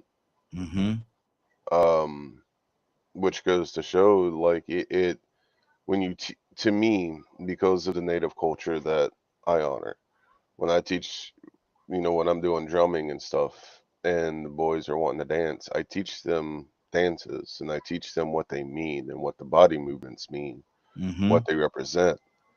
So that way they know. So it's teaching it's sharing that history and that culture. And if I don't know, I reach out to somebody and find it. And as I told you before, back on Juneteenth, I had the privilege to meet with African dancers. And dude, I loved it. I got to ask them some questions. I was able to pretty much told I can get in contact with them if I want to learn more and things like that. Even maybe set up a thing where they come out here and share the culture and stuff out here. Wow, that's good. So just possibly working with them. It's called BANDANKORA. It's an African drum and dance assembly, and it's out of Dallas, Texas. Okay. Because I'm huge on culture and the representations of dance, of art, of music, of just everything. Because most of modern culture in America, I can't stand. I can't stand all the hate that gets thrown around and toward other people and stuff that stems from two specific ideologies. Absolutely. So I'd rather dig into like older cultures and stuff. I was actually quite shocked to find what I'm finding about this dance and things like that, and how it's viewed here versus how it's viewed there now. But the funny thing is it's old. So it was a dance for joy and things like that, but it's the purpose, the meaning is not viewed the same anymore. And it's all because of what happened here in America. And I'm gonna go to Toya with a T. Then I'm gonna circle back around to Rico because he got something on his heart as well. But Toya, pulling out some of the things that Badgers just said, why is America, this Western world that we live in, why is America viewed as the measuring stick? Because he said that now that particular dance that originated there in Africa is being banned in Africa because of what happened in America. In certain countries. In certain countries, yeah, exactly. So why is America viewed as the measuring stick? Toya? Hello. Yes. Yeah. I don't know. I think it's because, whether we want to face it or not, people look at America as the most powerful country. That's why they don't try it. And they risk their lives dying to get here to try to just take advantage of the dream that they hear of that they don't have in their places. So I think that's the reason why they think it's a measuring stick, because, what they hear is better than where they're at. You know what I mean? Even though we might not understand it, I think people from other countries that come from a more deprived place with stricter laws, people do what they want to do there. So, I would think they feel like we've earned that right because we're the most powerful country. Everybody wants to come here to get better, to be better than what they have. And I think that that's a gauge that people use. But I think that we need to look at the banning of certain things, because we call ourselves growing civilized as time goes on. And when people start to think that they're civilized, some minute things that we do, they want to make a big deal out of, and at the same time, they can be challenged. You understand what I'm saying? And this is just a disease that America does. It's American delight that we live, the dream, the trance that we're trapped in, that has us pointing fingers at people when we're everybody, something is doing something wrong. But I still think that, every other country look up to us as they want to be like us. They want to be this powerful, even though we know, we struggle over here with a lot of different things. Exactly. But it's a lot more brutal in places where these people come from. So, hey, I think they need to use us, and that's why we need to acknowledge we need to make some changes. And I just want to say this before I go. When we look at Black people on television, look at the roles we play. Look at the example. We do more than twerk for money. We do more than strip for money. We do more than sell drugs for money. The roles we accept don't exactly display the Black woman and the Black man in the right light. And sometimes when I look at Tyler Perry, I get a little upset because it's like he picked a lawyer, but then he doesn't show the example of a strong Black man. It's like he's still soft and squishy, and then when he's so strong, it's Denzel Washington as the crooked cop. You know what I mean? That's a drug pusher, and that's really starting to bother me. It didn't bother me before, but it is now.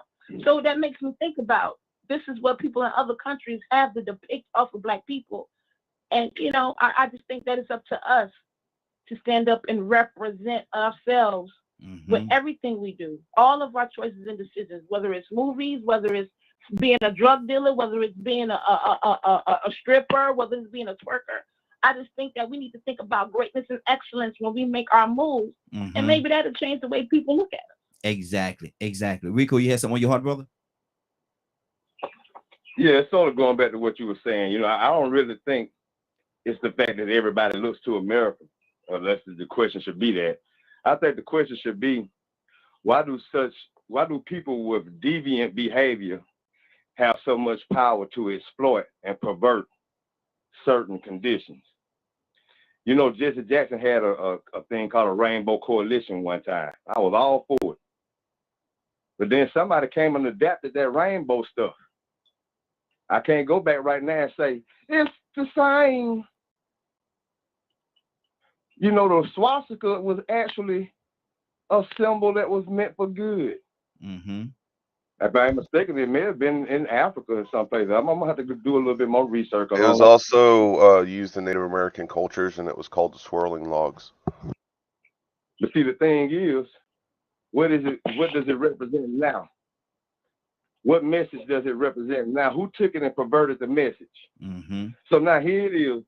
We over here just trying to find out our genetics and trace our lineage back to Africa. And we still want to associate twerking and traditional dancing. I was glad that sister came on and said what she said, because there's a time and a place for everything. And everything has to make sense. You have to be aware of the intelligence and the logic of what you're doing.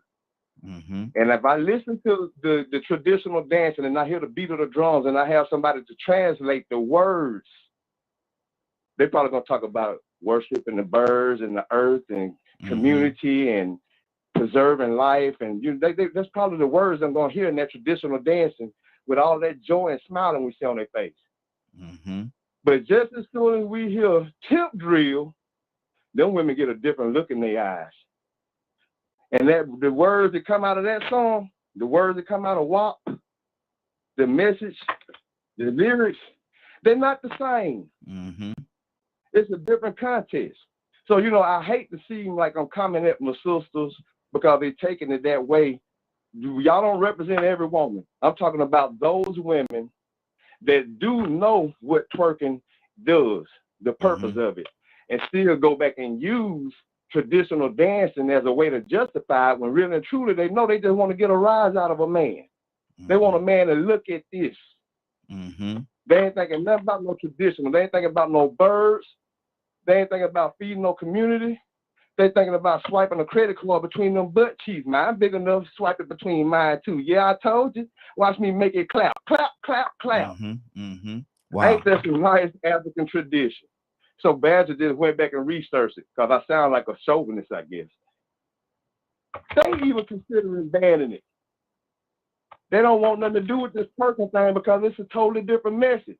30 seconds ago. But out of solidarity, and whatever the reason is, we still trying to find a way to, y'all judging. No, we're not judging. I don't care what white people think, what white people say about this. I look at it.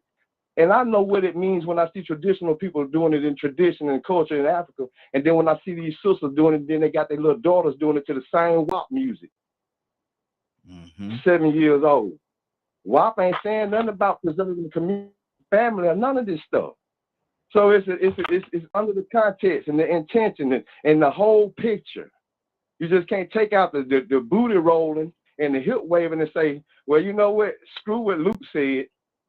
Screw what Too Short said. But even God has just said it. It's the words to the music. But guess who dancing to the words in the music and sticking their tongue out and embracing it? Yeah, I'm a bad bitch. Hey. Hold right there, Rico. Gotta keep it moving. Let me go to Willa. Willa, what's on your heart, sis? Good morning. How you doing this morning? Good morning, Raheem. Good morning. You know, I love what Rico said. I mean, what he said definitely is. That's why I'm kind of laughing, because I mean it's funny, but it's not funny. Because I thought about the times when we used to dance and they used to do the dog and all of that. You know, that was just dancing then. You know, when you look at our culture, we are such talented people. We are. And then you find other cultures trying to mimic what we do. I'm not, you know, I'm not prejudiced at all. But we are so talented that they have to take some of the things that we do and turn it into something else. Even though what Rico said was true, based on a lot of things that I see with a lot of people nowadays, the twerking and all the bootylicious and all that other stuff. We know what that's all about. Come on now. We know what that's all about. And I'm glad that, like I said earlier, who makes the decision? Women, based on a lot of things that they do. And men are definitely recognizing it. You know what I'm saying, Raheem? So I just believe that it makes a different statement for our culture now. You know, the line dancing is great. But yeah, when you started teaching your 7-year-old children and your 5-year-old girls how to twerk, you're not realizing what you're doing. Out there, you got a lot of pedophiles out there. Yeah, exactly. And you're teaching them to do things that they don't understand. So yeah, it just takes that knowledge to teach, because you have to do that, even with our dancing. Absolutely. And that's what's on my heart, Raheem. Absolutely. Good deal. Pete, talk to me, brother. Cap, come to you next. What brought us on this subject today? Well, we started out talking about if you're in a relationship with someone.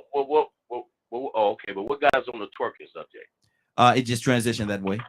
It just transitioned. It was said that it's similar to the African dance. Okay, so it don't have nothing to do with the senator lady. No. Okay. Yeah, because see, my perspective is this. A lot of these, you know, we just having a general conversation, so I missed that point. So I'll take that clarity. But in my years of living in this country, we acclimate to others' opinions and perspectives of ourselves, and it's at an all-time zero now. It's at an all-time zero. It should be with all of us. We need to just start calling a spade a spade. You live in a demonic system, under a demonic system, with some people that are outright aligned with wickedness and wrong, and have been ever since they've been, and definitely since they've been here. Now, I ain't saying every last single one of them, but their system, how they function, how it operates, their intent of their heart, where they are, the type of being that they are. And for us to value anything that they value, consider anything that they have to say, is repugnant. Should not be under no circumstances. That's what I'm really hearing and saying, because it's ridiculous. It's beyond ridiculous. How dare you, with your track record, have something to say about anything? Clean up your own house. When we try to clean up our house, you stop us. When we try to do something to advance ourselves, it's an impediment. We don't want to play this game no more. Man, stay in your lane. I'm telling you, shut your mouth. For real. Keep your opinion to yourself. Clean up your own house. Get your stuff together. Learn how to do right. Do you know what right is? Can you divide between right and wrong? We got our individual responsibility. We always talk about collective responsibility. Most definitely, we should do what we know is right. We should not do what we know is wrong. But man, look here. listening to these people and their opinions of us, boy, I can't even say it. Wow. Captain, what's on your heart? Well, it's quite a bit. I had just got through looking at a video on YouTube where Mike Wallace interviewed the minister. Everybody went viral because the minister told Mike Wallace a new one. He had the nerve to say that you, Farrakhan, visit Nigeria, one of the most corrupt nations in the world. And the minister said, Mike, you are not in no moral position. Talk about corruption. They 35 years old and America's 250.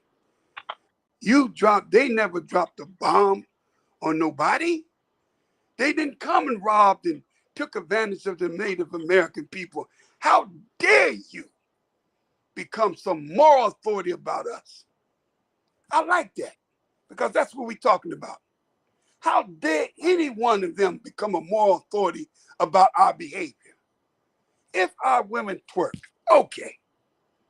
Do men find it somewhat exciting? I do. Do I think I would like to see my daughter's mom? No, of course not. Do I think it should be done in the privacy of any party and the people? Yes, but there used to be a song called, y'all remember this song, Tootsie Roll? Do the Tootsie Roll. Y'all remember that song? Yeah, absolutely. Oh, it was a different kind of body movement, wasn't it? Wasn't it a different kind of body movement, people? That was the Tootsie Roll. We always find, and let me say this to the brothers. Women had a problem with every time Michael Jackson got out there and danced and he grabbed his crotch. That had begun to be a new thing. The brothers grabbing their crotch. How did that feel like when you see a man grabbing his Johnson all the time? Back in the day when I grew up, that was a fad. The brothers would hold that. We stand on the corner holding that crotch. We have some things that we're not proud of. But we are people that seem to always copy things. That seems to be our tradition. We copycats. But I want to say this. Our women are the most beautiful women on the planet. I'm sorry. You can get mad at me and say what you want. But when you look at the Say it black again woman, for those in the back that didn't hear you, brother. We didn't hear you. Say it again. I said, let me say this. Lord. That black woman is the personified of geometry, shapes, curves. You won't find that on any woman. That is with the beauty of God's creation for our women. She has always been the most sought after woman on this planet. And when we look at her, we see the beauty. That's why we in the Nation of Islam or Muslim say, cover it up, sister. God, dog, cover it up. Please, Lord, cover it up. I can't think if you got that thing out. You showing them curves and swerves, man, Lord. That's why you can get a man to go into war if you promise him the booty. Why they call it the booty? Why is the promise of a man going to war if you go in there and we conquer the enemy? Guess what you get as the prize? The woman. You get the booty. Where are we going to fight at? What next war we going at? She has always been used 30 seconds. in the persuasion of men. And I think we need to just move on and let's move away from this subject. It is what it is. Let's go to something that's more meaningful. And I'm sorry, I'm not trying to tell you how to run your show, Raheem, but I mean, I'm just, she's beautiful. Let them do it like everybody say. Let us stop trying to judge our people. Our people create. We need cultural refinement centers to teach our people cultural awareness. That's all. Thank you. Good deal. Navy, yep, I was just ready to come to you, Navy. Let me put you on the screen here. Go ahead, Navy. What's on your heart, sis? Can't hear you. Here you go. I don't know at this point. I'm just kind of taking everything in. There was some passionate commentary that was just given that I can understand where the passion is coming from. I can also understand maybe a little bit of where the frustration is coming from as well. So yeah, that's all I have to add to that. But the original question was what again?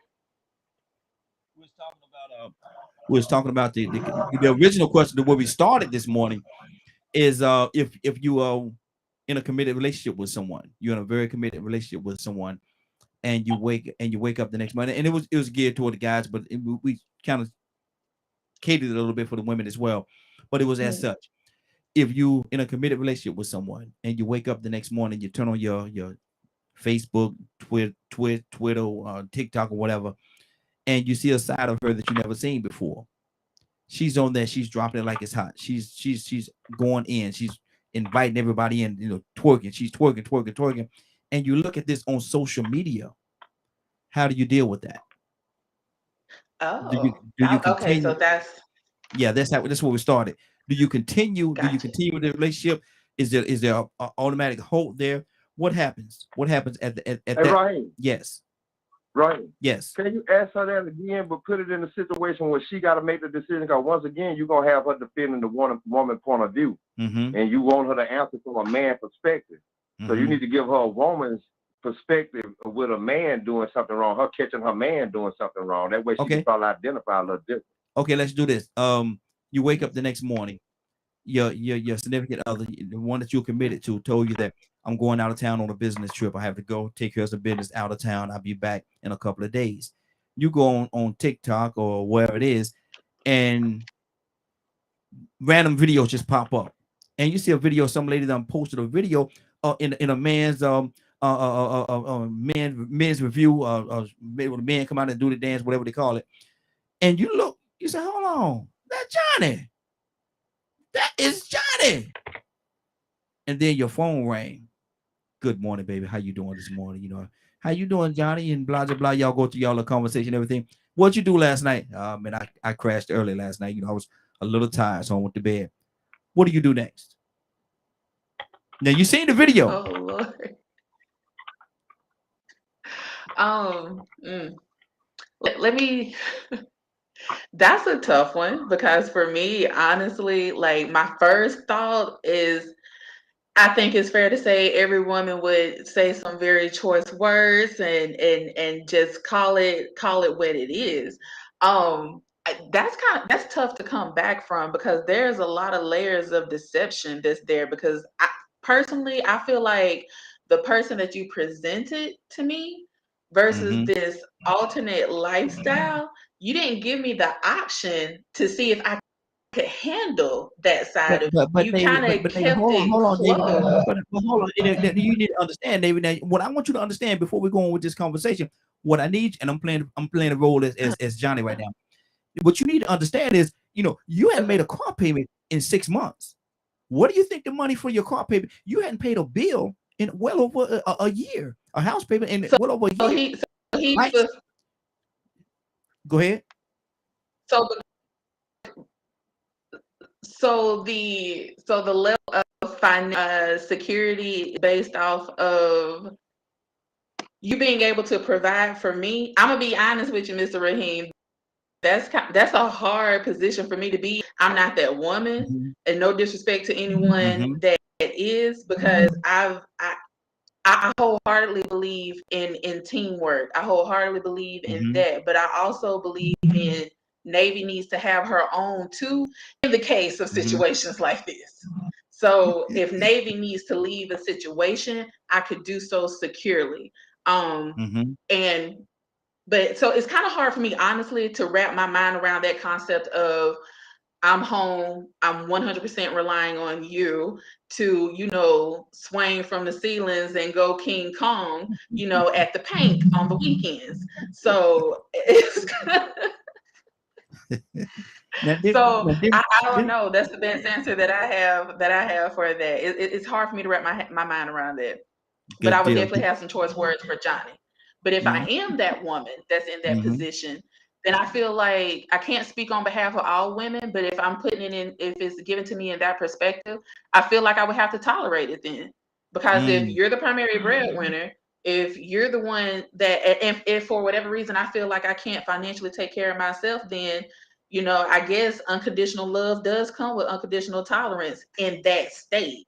But I can't, that's hard. That's a lot. It's a lot. It's a lot. It is. Tucson, talk to me, brother.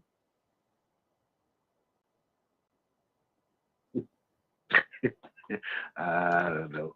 I don't want to be.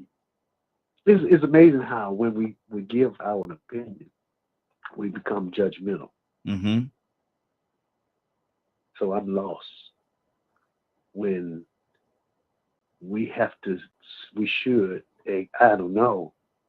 In this society, everything is acceptable. And if you have any objections to what's acceptable, then you are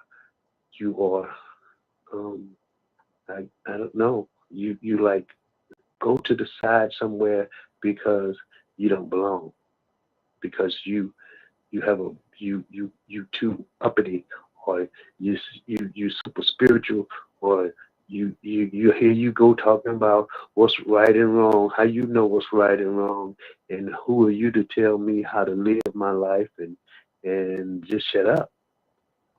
Mm-hmm. But the direction that we're going as a society leaves us a question. If we keep going in the direction that we're going, where are we going to wind up? Mm-hmm. Somebody has to ask that question. Mm-hmm. Or if we don't ask that question, are we doomed? I don't know. If you go ahead and say, okay, don't you tell me how, don't you give me no instructions on how to conduct myself as a person. Mm-hmm. Sure, I'm bringing the money in here. Shut your mouth. Mm-hmm. You ain't paid a bill in over a year. You ain't paying the bill in over a year. Ain't paid now By bill. any means necessary. Mm-hmm. I mean, if the bills are being paid, who cares if I got winks out? I said winks. Mm-hmm. I meant something else. But can you imagine me? In my capacity, or whatever you want to call it, and I'm just a person. Mm-hmm. But I say some things, and I try to say that I stand for some things. But suppose you wake up in the morning and here's the newly elected pastor of what, and I'm just saying, that doesn't mean anything to me. Mm-hmm. Positions and titles don't mean anything to me. Period. Mm-hmm. Mm-hmm. I just want to work. I want to just do. Okay? But what I'm saying is, suppose you wake up in the morning and, hey, my brother Tucson is slashing his winky on social media. Cassandra. And I'm just saying. Cassandra, what are we going to do? Remember the preacher that had his chest out? Mm-hmm. Just his chest.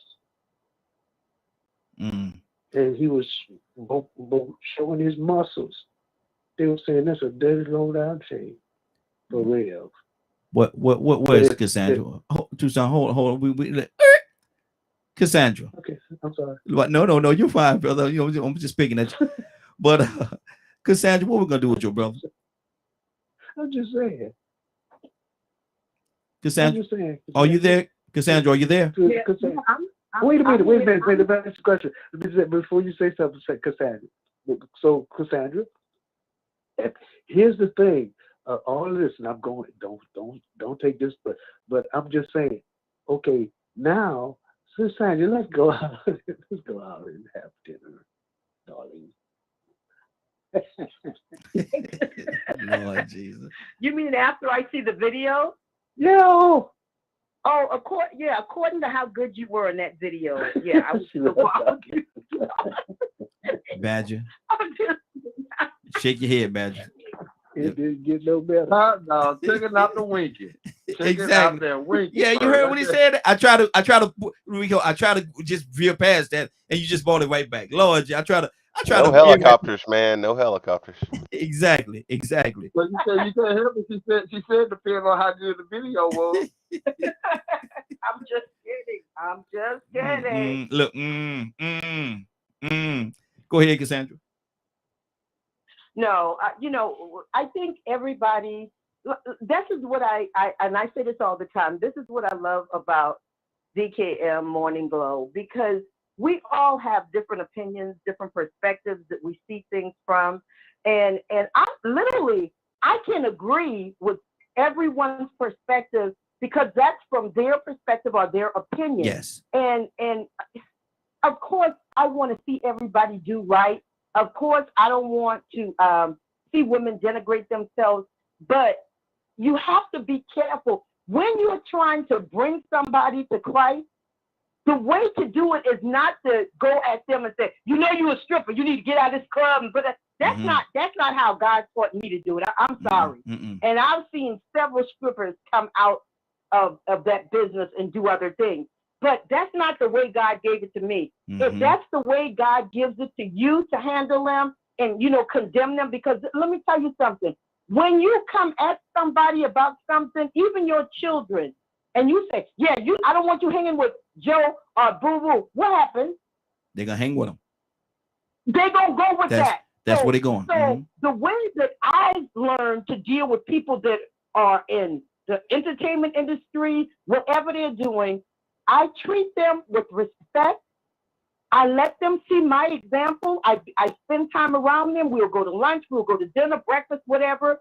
But I don't use that, girl, you need to come on up out of that club making $5,000 a week and go to do something making $10, $20. Listen, that's not how you're going to win them. So it's just about approach. So I definitely agree with everyone on the panel, and I respect their perspectives on how they think, things are or how they should be. And so there is nobody on here that I disagree with. We all have our own opinions about how we think things should be. Exactly. That's good. That's good. Badger, you had your hand on Badger? Yeah. You know, now that I know what the original topic was, I wouldn't have to worry about that. My wife has enough respect for me not to do that, and I have enough respect for her not to do something like that. I mean, I'm too ugly to do that anyway. But Lord Jesus. But because we study and we research culture and what dances mean and things like that, so a lot of times when we do things, it's for the reason they're for. So, you know, we work hard to hold on to the heritage and culture that are in our bloodlines. And it's one of the reasons, like one of my dreams, and hopefully I can make it happen, you know, sooner rather than later, is to have a cultural center that teaches all the different cultures from around the world. Because in America, we're mixed. There's people from everywhere. Mixed pot. So, you know, and shoot, I don't remember how long ago this was, but I asked a very important question. You know, what is white culture? And still to this day, no one can tell me. Wow. Like what it really is. That's why most copy others. Because they don't know what theirs is. Wow. So aside from that, you know, I just my wife would never put out a twerking video. Matter of fact, last I checked, or last time we talked about it and stuff, she doesn't like it because of what it represents in America. Exactly. But you know, if I told her what it meant over there, you know, it was done for like a spiritual reason, and it was also done during marriages, you know, that's a whole different thing. So she might do something like that, learning it for a spiritual reason, because she's already married. So there ain't no reason to do it for that purpose. That's true. That's true. true. And most of her bloodline comes from the Middle East. So she's more prone to do dances from there sometimes. So it's having a mutual respect and understanding of the person that you're with. You know, if you're marrying someone that you know is going to do things like that, then you need to accept it. You know, but if she's just randomly doing it, then y'all need to have a conversation. Or if he's randomly doing it, you know, need to have a conversation of what's going on. Did you and if they're doing it for money, well, y'all had money before you started doing these videos. So did you lose your job and didn't tell me? Wow. 508-924-3521. 508-924-3521. Give us a call. We definitely love to have your input.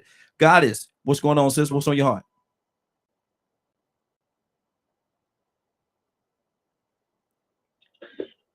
Wow. Actually, Badger, you took the words right out of my mouth. I see a lot of people, pointing fingers, but they're not looking back at one more that's pointing back at them. What's causing this woman to want to go out here and do that? Are you not giving her the intention? Are you doing something that you're not supposed to do? Are you actually just not going to work? Are you spending more time doing other things other than trying to with your homeboys or whatever, and they out doing whatever?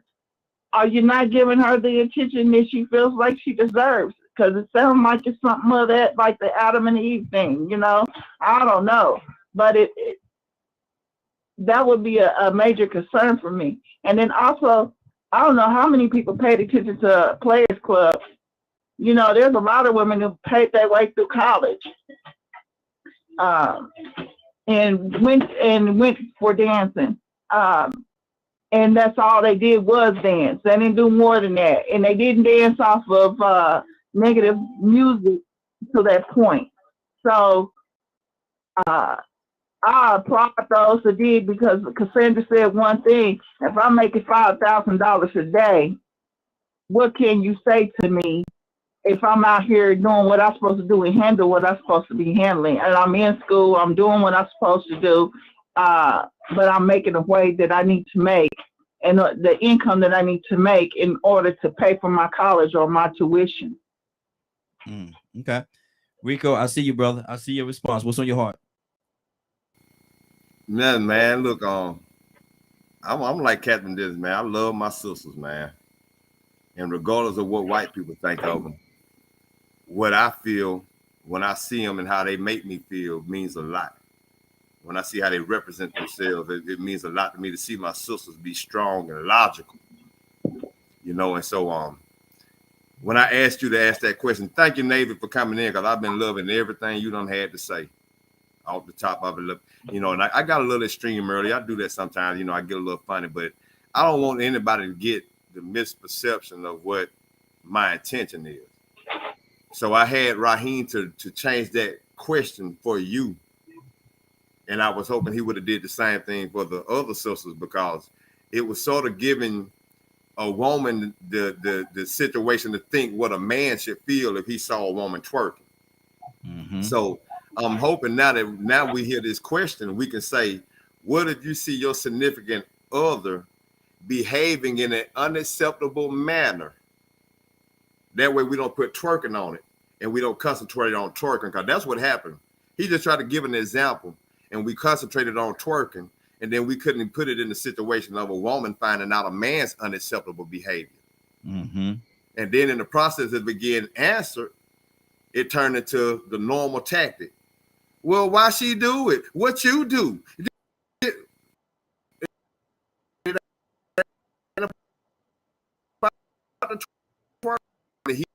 didn't know anything about. And the same thing for a man that's behaving in a way that she has no clue about. So, at first didn't nobody want to entertain that question, because I threw a little ball and booty touching in there and crotch grabbing in there. Maybe I shouldn't have did that. Maybe I should have just left it neutral. But that's how the conversation actually went sideways, and then everybody started feeling like they needed to take sides. Really and truly, it wasn't about that. It's about the partner, the person that you are committed to, behaving in a way that you had no clue about and you are being blindsided about, and it may be unacceptable to you. How would you handle that? Because you might catch this person on camera molesting a child. You might catch your woman, wife, or your husband in the classroom being appropriate with children. You didn't know they carried on like that. So it's bigger than a man and a woman, and that's the direction it started going in. And I definitely didn't mean for it to go in that direction. I was actually trying to be neutral when I bought that to Goddess, to give her the perspective of speaking from the point of view of a woman finding out about a man's misbehavior that was unacceptable. So I wanted anybody to get it, misconstrued what I felt. I don't bash women. I love my sisters, but this is a call about what's acceptable from your spouse or your significant other and what's not acceptable. And I actually gave several examples and said that I wouldn't accept it, but I do know of men that had girlfriends and fiancés on OnlyFans that tolerated it. And then those women gifted those guys with Ferraris and stuff like that, just to show their appreciation for accepting what they did. And not judging them for being strippers, just the fact that would you tolerate that being a significant other? Good deal. Good deal. There's a lot of different layers to this thing, man. And when we talk, I say it a lot, man, because there's a lot of layers on a lot of the conversations that we have. There's so many different layers. Let me go right now. Let me go back to Willow. Willow, what's on your heart right now? I know you're jumping out the bits. What's on your heart, Willow? No, I'm okay. I'm just listening. I'm on the road going to St. Louis right here. Everybody's doing a good job. Good deal. Good deal. Captain, talk to me. Captain, what's on your heart? Well, I enjoy.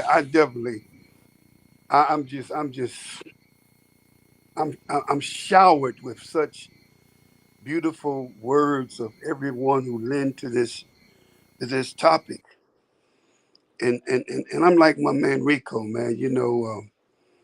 He's a man I always want to make sure when you say something, put it in its right perspective, so we can get the right response. That's very important. That's very important that we put it in its right perspective. I don't think none of us is on a judgmental tip here on this line. I'm sure there's women that had probably privately try to seek in that thing, shake like that, and make it clap privately by themselves. Lord. It's always Lord. Hercules. I like humor, y'all. Please don't be mad. I love humor.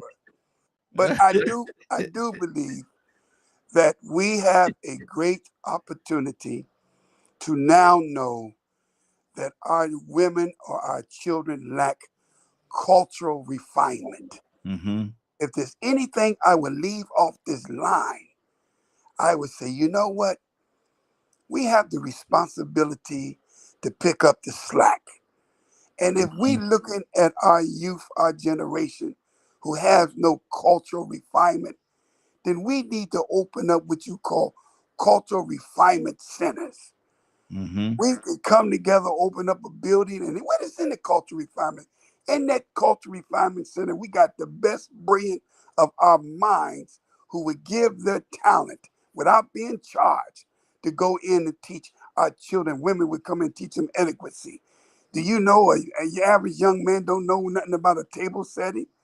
I had to learn adequacy traveling with the minister around the world, a table setting. This, the fork, this, the salad. Certain things they just don't know. We need to teach our youth cultural refinement.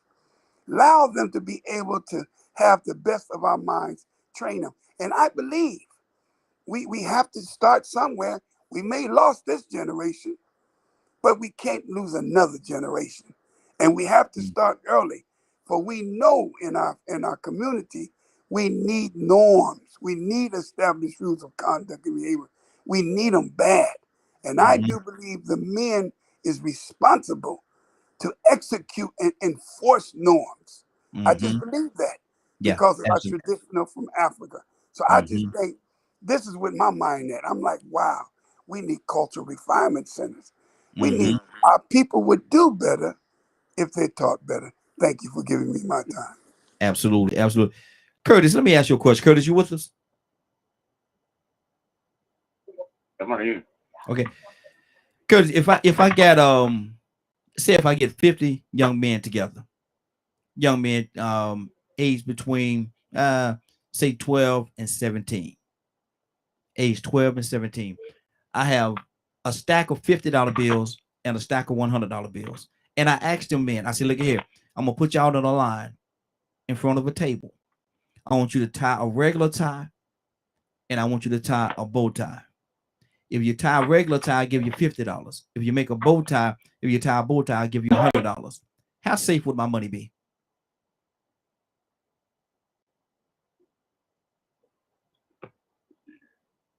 you won't be paying the money for the bow tie. Mm-hmm. You'll issue out some money. You'll probably have 30 out of 50 that know how to tie a tie. Mm-hmm. So a lazy man's not. A lot of young men know how to tie. A lazy man's not. Mm-hmm. Most men, period. I'm just gonna keep it real. Not many of us even know how to tie a bow tie. Mm-hmm. I got 5 bow ties that you have to tie, and I still ain't figured it out. I'm still trying to figure it out. Mm-hmm. But 30 out of 50 would know how to tie. A lazy man's not. Mm-hmm. Okay. Good deal. Good deal. Go ahead, Kurt. I said so. Your money would be okay. Cool bean. Pete, what do you say to that, man? You have a question? Go ahead. I have a question for Cap. Go ahead. Hey, Cap. Forgive me, brother, but I completely got caught up on Saturday with rehearsals, and I was unable to listen in. Do you mind sharing some of the message briefly that was issued out on Saturday by the brother minister? Did you listen? Oh, no. That was what you talking about? The minister's words of no, I didn't get the minister's words Saturday either, brother. I think he was speaking at Brother Akbar's birthday, greeting Brother Akbar, his close friend for over 80 something, for over 65 years. No, I didn't. My bad. I normally go back on the NOI and then I catch it on that, but I didn't. I'm so sorry, brother. I wasn't able to share that with you. Mm-hmm. Wow, good deal. Oh, that's that. I was thinking about going on YouTube, and when I entered it on YouTube, it wasn't like I don't know how to put it. It was like it purposely not put up properly. You know what I mean? So I was just wondering if anybody listened, because I know he was speaking at 12, and the message that he had, he specifically said, this message is not just to my Muslims. This message that I will deliver is going to be to everybody, all Americans, and it may be my last. Wow. So, that was July the 4th last year. That's They replayed Criterion. I think that's what that was. Mm-hmm. He had the white on, and he did that July the 4th, and if it has anything to do with that. But let me say this to you, Curtis, because you got 3 to 4 of them bow ties, you don't know how to tie them. Don't make no excuse that you ain't coming to the mosque because you can't tie your bow tie. Now, I can show you how to tie that bow tie. Now, so if you want to learn how to tie the bow tie. Good. Let me go to Pete. What do you say to that, man? How safe would my money be? Very. With the culture that we have today and the clothing that the predominant culture wears, many don't know how to tie a tie. They've never put on a tie. They have no interest in even wearing a tie. So your money would be very safe. And, that goes again to speak to social engineering and the steering of a society where you want it. When Brother Captain was a young man, or maybe before he was born, the standard clothing was a more formal attire. Dress shoes, slacks, a button-down shirt, a sport coat, a hat. There's some dress more formally just to go work on the car. The dude had on some dress shoes and some slacks. Out there with a button-down shirt on, getting grease all over his stuff. That was the culture. So today we wear a more informal culture, more gym wear, gym shoes, and baseball hats and jerseys and T-shirts. So we don't even see belts being utilized as much as they used to be utilized. So your money would be very safe, my friend. Absolutely. Cassandra, what from a young lady standpoint, what can we equate with the man as the tie? What would you equate to a young lady and what she needs to learn culturally, Cassandra? Well, I mean, getting girls or young girls to wear dresses is like, it's crazy. I I mean, everybody just wants to wear the pants, the jeans. I mean, once again, if that's what they're wearing, because it's all a part of what their culture is right now, what people are doing, the fads or whatever you want to call it. But I'm big on trying to get women to look feminine at the appropriate. I mean, always look feminine, because I love jeans, but boy, y'all know I be popping my sparkly sneakers and my cute little tops, because I love the feminine, femininity. But it's hard for me to get young women to wear dresses. Like a lot of the events that I do, I want them to dress up and, look like girls. And I have to, a lot of times, I have to go and buy things just for, I don't have a dress. What? You don't have a dress? I don't have, high heel shoes. Yeah. I'm like, what are mothers doing? I mean, we're missing something. So I'm all about, we definitely need to. Let me talk. I'm in with this really quickly. I have an event that's coming up, and it's formal, right? I cannot tell you how many grown women told me that they've never had on a gown. Wow. Hello? Never had on a gown. So I'm scrambling finding gowns, and I have a lot of them, but in all these different sizes, so that they can come and be beautiful and know what it feels like to wear a gown. And I don't know, we've missed a lot. We've missed a lot right now. Exactly. Tucson, what's on your heart, brother? I just, you said you was what? Cassandra, you like to do what now? I'm not talking to you. Really? This is real? He think today Wednesday. Okay. Come back to the light, Caroline. He think today Wednesday. Wednesday, Rico. What is the problem where we can't? Because I got a daughter. I have one daughter. Okay. And let's ask ourselves, how do you want your child to present themselves? Because somebody's going to look, okay? So suppose you wake up in the morning and it's not your spouse or your significant other or whatever you want to call it. It's your child. It's your child. So what is your reaction now? I'm just asking for a friend. Yeah. I know what you're saying. I don't want to be sound like I'm criticizing or casting a judgment. So I have to because I had to do this at one time. I had to tell a relative. I said, this might be good for you, for a friend that you're trying to make an appeal to. But you got to remember your father, your uncle, your brother, and your son is also looking. As you shake that thing, that sauce be gone. Oh Lord. I'm gonna change up just a little bit. Anybody else want to say something about this particular topic right here? I'm gonna change up a little bit just for a second. And where I want to go right now. Let me go to Toya. You still with us? Yeah, I'm here. Okay. Toya, if in order for a person, now listen to this, it's gonna sound a little different, but in order for a person to actually have a child, they had to go and fill out an application to have a child. But not before man, but before God, based on how they live their lives and different things that they've done. How many applications would be denied?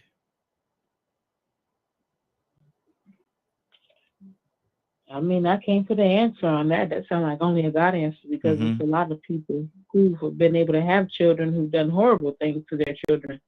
Their applications were approved. So much that we don't know as humans. So we looking at somebody right now who we think that's their kid. They done kidnapped their kid long 20, 30, 40 years ago, and we ain't going to find out the truth for another 5 years. I mean, it's just so much out there. That's a God question.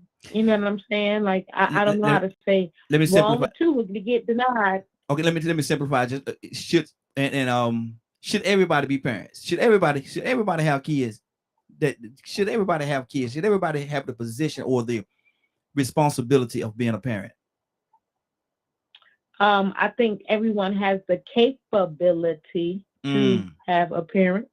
I think because of how we're designed, you know, a man that's 100% healthy, 100% operates and spits out a sperm, and a woman who's 100% has an egg, and when they get together, they're going to create children, period. And I think in life we have choices. If you don't want kids, don't make.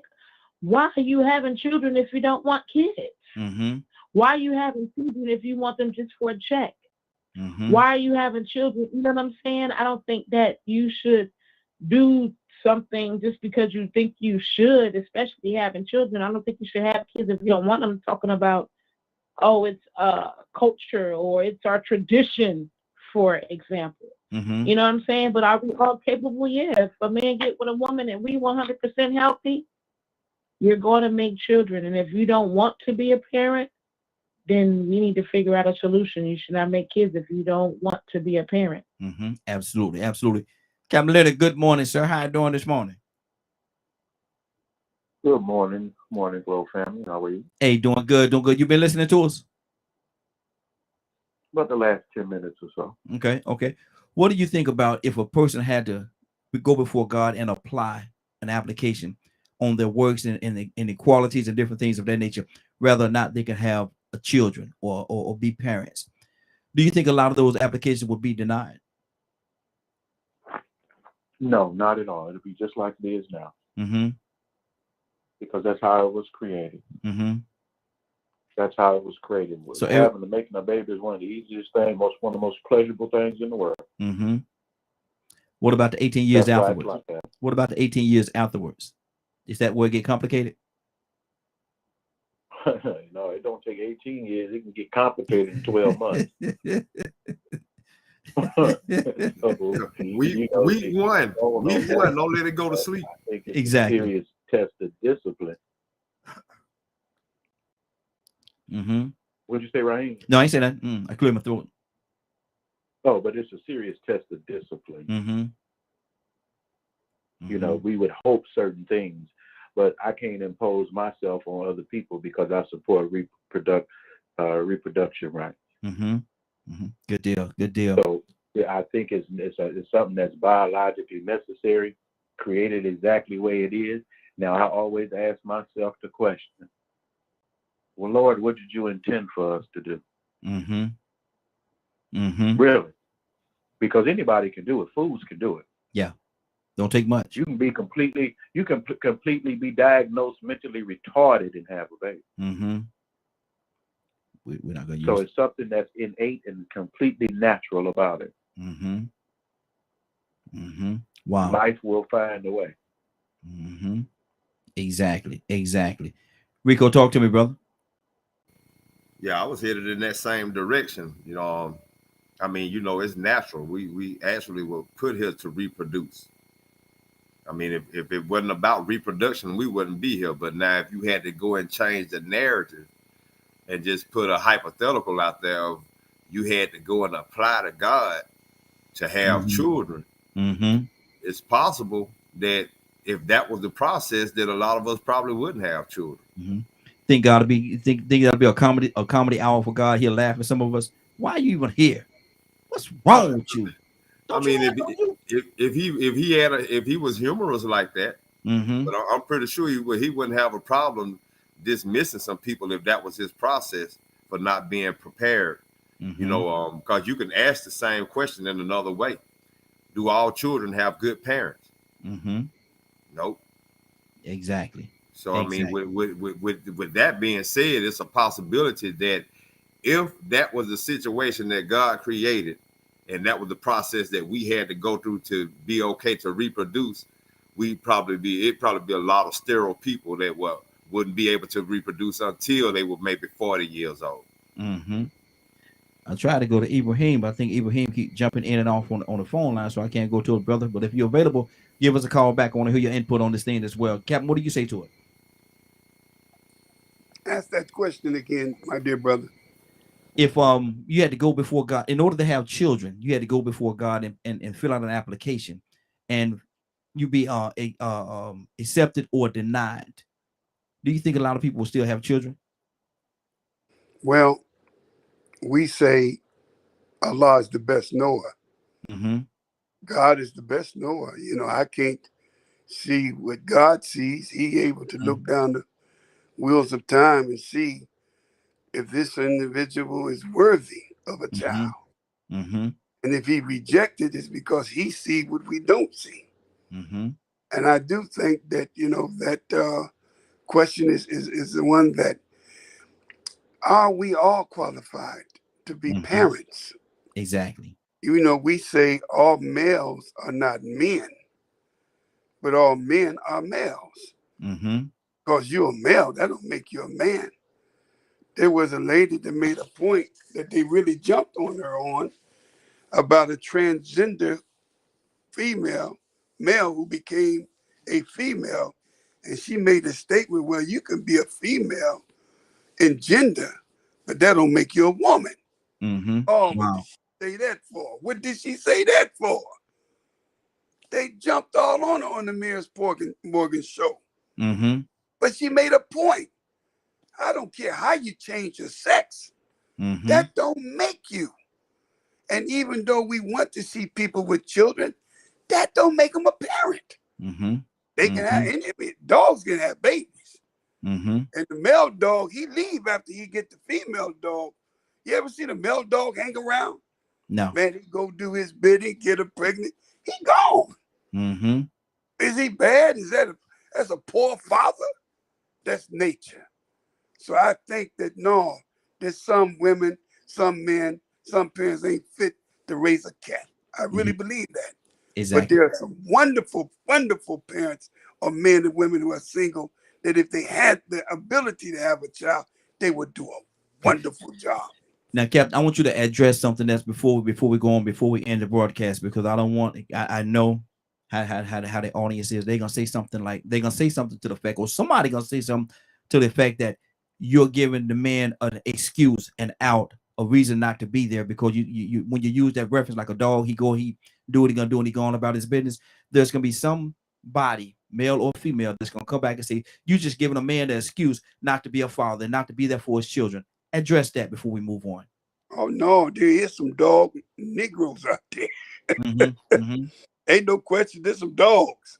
And I'm not one who would praise a dog, because the dog is just one who's locked into a real low nature. That's like, you know, when you look the word dog and you spell it backwards, it's God. So I'm not giving credit to the dog, I'm giving credit to the God. And let me say this about that dog. That's why these brothers, young men particularly, refer to the women as bees, because that's a female dog. Well, he's a dog. Anyone who don't take care of his responsibility, right? That's what he's a dog. And I'm not praising dogs. I'm sorry. I'm not. I don't want to give that impression. No, a man must take care of his responsibility. It is moral. I want to put that out there. Moral obligation. When I say it's his moral obligation to take care of it, that means that is his God-given obligation. Not because Brother Dennis said it, not because it's in the Constitution. That's because God made that way for us to take care of our women, our children, our elderly. No, brother, I hope that nobody misunderstood me on that point. Yeah, exactly. And I just want to give you opportunity to clear it up, because I know how this thing works, man. Somebody gonna go, Raheem. No, that's not what he said. Badger, you had something on your heart? Oh man, I definitely wanted to follow up on Dennis. There's a difference between a dog and a wolf. The male wolf is the alpha side by side with the alpha female, and that alpha male helps take care of those kids. So they can be dogs all they want, but I'm not going to respect them until they're an actual wolf. That's good. As far as that goes. And as far as the application topic that you're talking about, I was sitting here thinking and listening and stuff, and at one point I would have said, I would have wished my mom didn't get wasn't approved for the application. Now, because of where I'm at and because of what I've learned, I'm thankful for it. See, and that goes right back to God is the best of all planners, brother. Because of all of the things that I have experienced has led me to be able to be a human being that you allow on this show, that you respect. So it's all of those experiences that made me who I am today. So even though she is pretty much deemed by 90% of the people that she meets to be unfit as a mother, I did come out of her. So, and all the stuff that she did to me, I won't do to anybody else. Exactly. So it taught me how not to be. But that, however, not everyone's like that. That's right. That's right. You ready to get out of here? Let's go to God. Is God, is anything on your heart right now? Yeah, I just wanted to say that regarding to the last question that you asked, I think that there's a time for everything. There's a time, and I know in my personal point of view, I've made some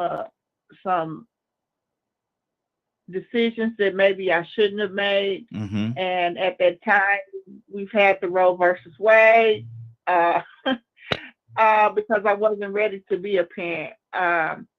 But I am a parent now, and I thank God that He knew the decision. I couldn't go that route that I did before because I thought I was too young. But when I made the decision to do it, I did. I was married. I didn't believe in having kids out of wedlock. I was married, so I made that decision to have my child. Now that I know what I know here today, God knew better for me. God knew that I needed her 30 years before I even knew that I needed her. So that might help somebody out here that's listening. We might not know what we need during that time and moment, but God will know what you need 30 years from now. Exactly. And that's the key thing. So don't lean up on your own understanding, lean up on God. That's good. That's good. Appreciate that, sister. Definitely appreciate that. Willa? Hey, Raheem, I'm ready. Okay, talk to me. What's on your heart? I just want our culture to be so much better as, the future for our children. That's basically it. And we just gotta, us, the older generation, have to step up and just stop making up excuses and start, we got nieces and nephews. We can start at home. We can start with our family. I got a big family. Like I said, I participate in my nieces and my nephews' life because a lot of them are missing fathers. So I try to do what I can to bring up a well-bred generation. I'm not trying to be all that, but at least be able to have a future where they'll be able to have one. Yeah. So that's what's on my heart right here. Good deal. Cassandra, anything on your heart right now? I just really wanted to say, answer that question about the application. I'm just being totally honest. I would not have wanted to have a child at 15. So I would have liked God to cancel my application and say, I'm just being honest. Because that was horrible. It was the hardest. I mean, it was just horrible being pregnant at 15. I'm sorry. And, my son is here, God bless him. But no, being pregnant at 15, no, I would have wanted him to say rejected. Yeah. Wow. That's deep right there. And that's deep. But like I say, God is the best of all planners, man. So we have to, sometimes we just got to walk with it. Toussaint, anything on your heart before we get out of here? No, it's just I'm kind of like Cassandra. If I thought that it would have turned out the way that it did, I probably would have had a second choice myself.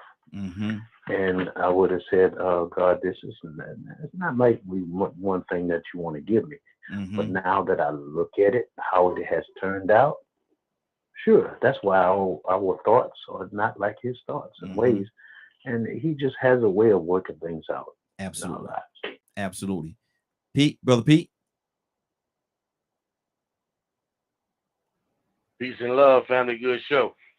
Children are a blessing. I think regardless that they tend to just, situations all over the place. But as a whole, I think they're a blessing. And I think children's presence, what you get from children, is so beneficial until it can change a life that's possibly going in the wrong direction. Give it motivation, give it love and resolve to actually perfect themselves. So, it depends on the situation and the perspective. And certainly I cannot speak no kind of way about what the mind of the God is. So, I can't speak on that at all. We just have to humbly submit to whatever his will is concerning ourselves. But generally speaking, I think having children, the whole experience and all of that is a wonderful, fantastic, almost unexplainable, enlightened positivity and good. That's good. That's good. Let me go to let me see Captain Leonard. Talk to me, brother. Yes, sir. I listened to the little bit of the show I was listening to. I think we were talking about that responsibility about being a parent, because that was one of the hardest things of my life. However, I do believe that God got me ready. So, it's like I said, it's completely natural. The thing that we have to do is step up to our responsibilities. Absolutely. And if you don't want them, guess what? Don't make them. That's right. Don't make them. Simple as that. If you don't want them, don't make them. It's time out for people to start acting like it doesn't matter or you have no control over the situation. I graduated in 89. It was the last year they allowed pregnant girls to go to be brought back into regular school. We have so far to get back to a standard of living. Yeah. And I always go back to this one point. Without good religion, it's hard to do. I believe the children are our future. Teach them well and let them lead the way. Oh, don't do it, Rico. Don't do it. I thought I hit a note there. I thought I hit a good note. Captain, what's on your heart? Anything on your heart? We're gonna go to Captain. I'm like, Rico. I'm like Rico. I'm shaking my head. You just took away my thought, man, with that one there, boy. But you know what I want to say, family, and this is the truth. It's what's on my heart. I can vision a place that we should do, and we should try to bring the biggest crowd of youth we can and make rooms a classroom.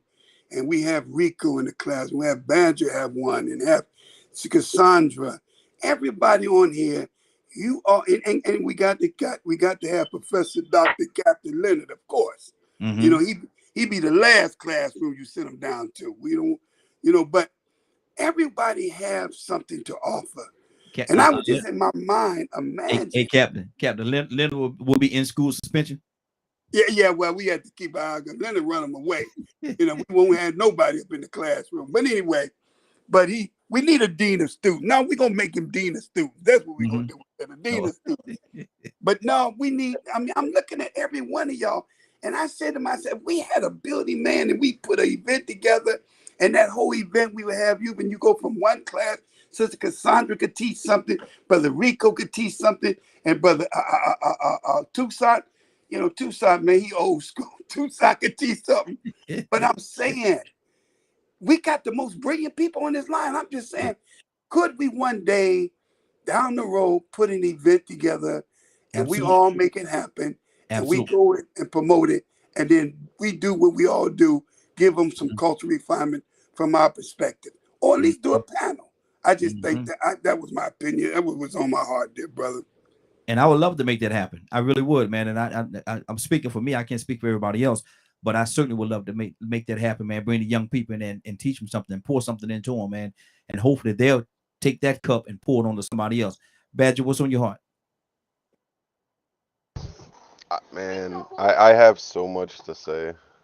Now, Badger, you got to give me 1 minute, brother. Give me 1 minute. So, in essence, learning culture, learning why we do the things that we do and where it comes from and the significance of what we're doing. Is it coming from a place of being lost? Is it coming from a place that has foundations?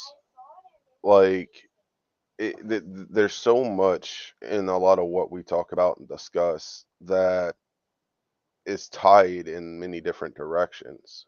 We just need to have an awareness of which directions it comes from. And I think learning culture, like not today's culture, but I'm talking about the culture of our ancestors. Okay, that's I good. think we as people or humans would be in a better place. Absolutely, absolutely. Rico, I'm gonna go because Tucson lift his hand. I'm gonna come to you after Tucson because I want you to say what you want to say in your closing and tell what's going on at 3 o'clock today. So I want you to tie both of those together. Tucson, what's on your heart?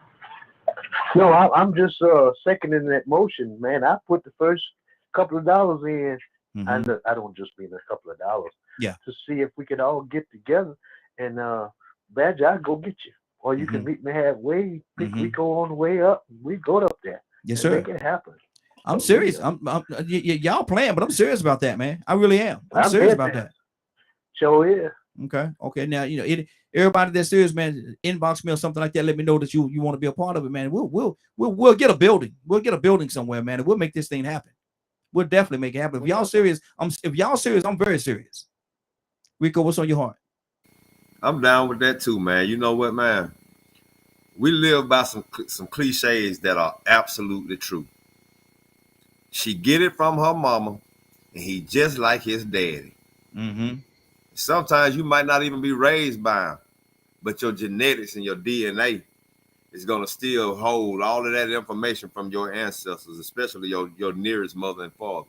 You know, but with those things being said, we would have to actually address the parents, because the conditions that we are looking at and we are somewhat addressing with the things that address today with these children, they get it from their mama and they get it from their daddy.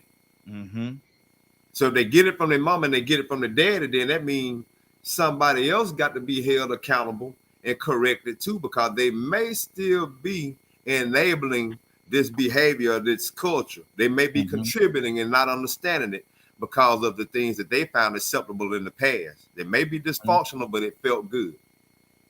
So, you know, with us knowing that we come from our mamas and our daddies, we gonna have to check ourselves too on some of the things that we believe in and that we find acceptable. Because sort of going back to the conversation we had, twerking is not part of our culture. Not today's twerking, not the stuff, not the message. It's a totally different message. But if we're not careful, we'll be enablers and contributing to this condition.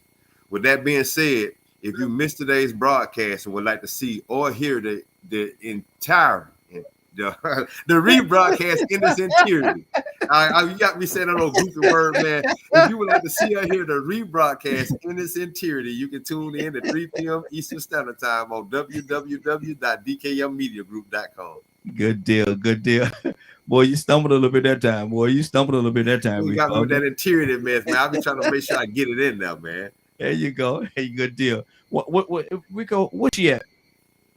Oh, I know Willa's still on here, man. Come on, Willa. Oh, did we skip Toya?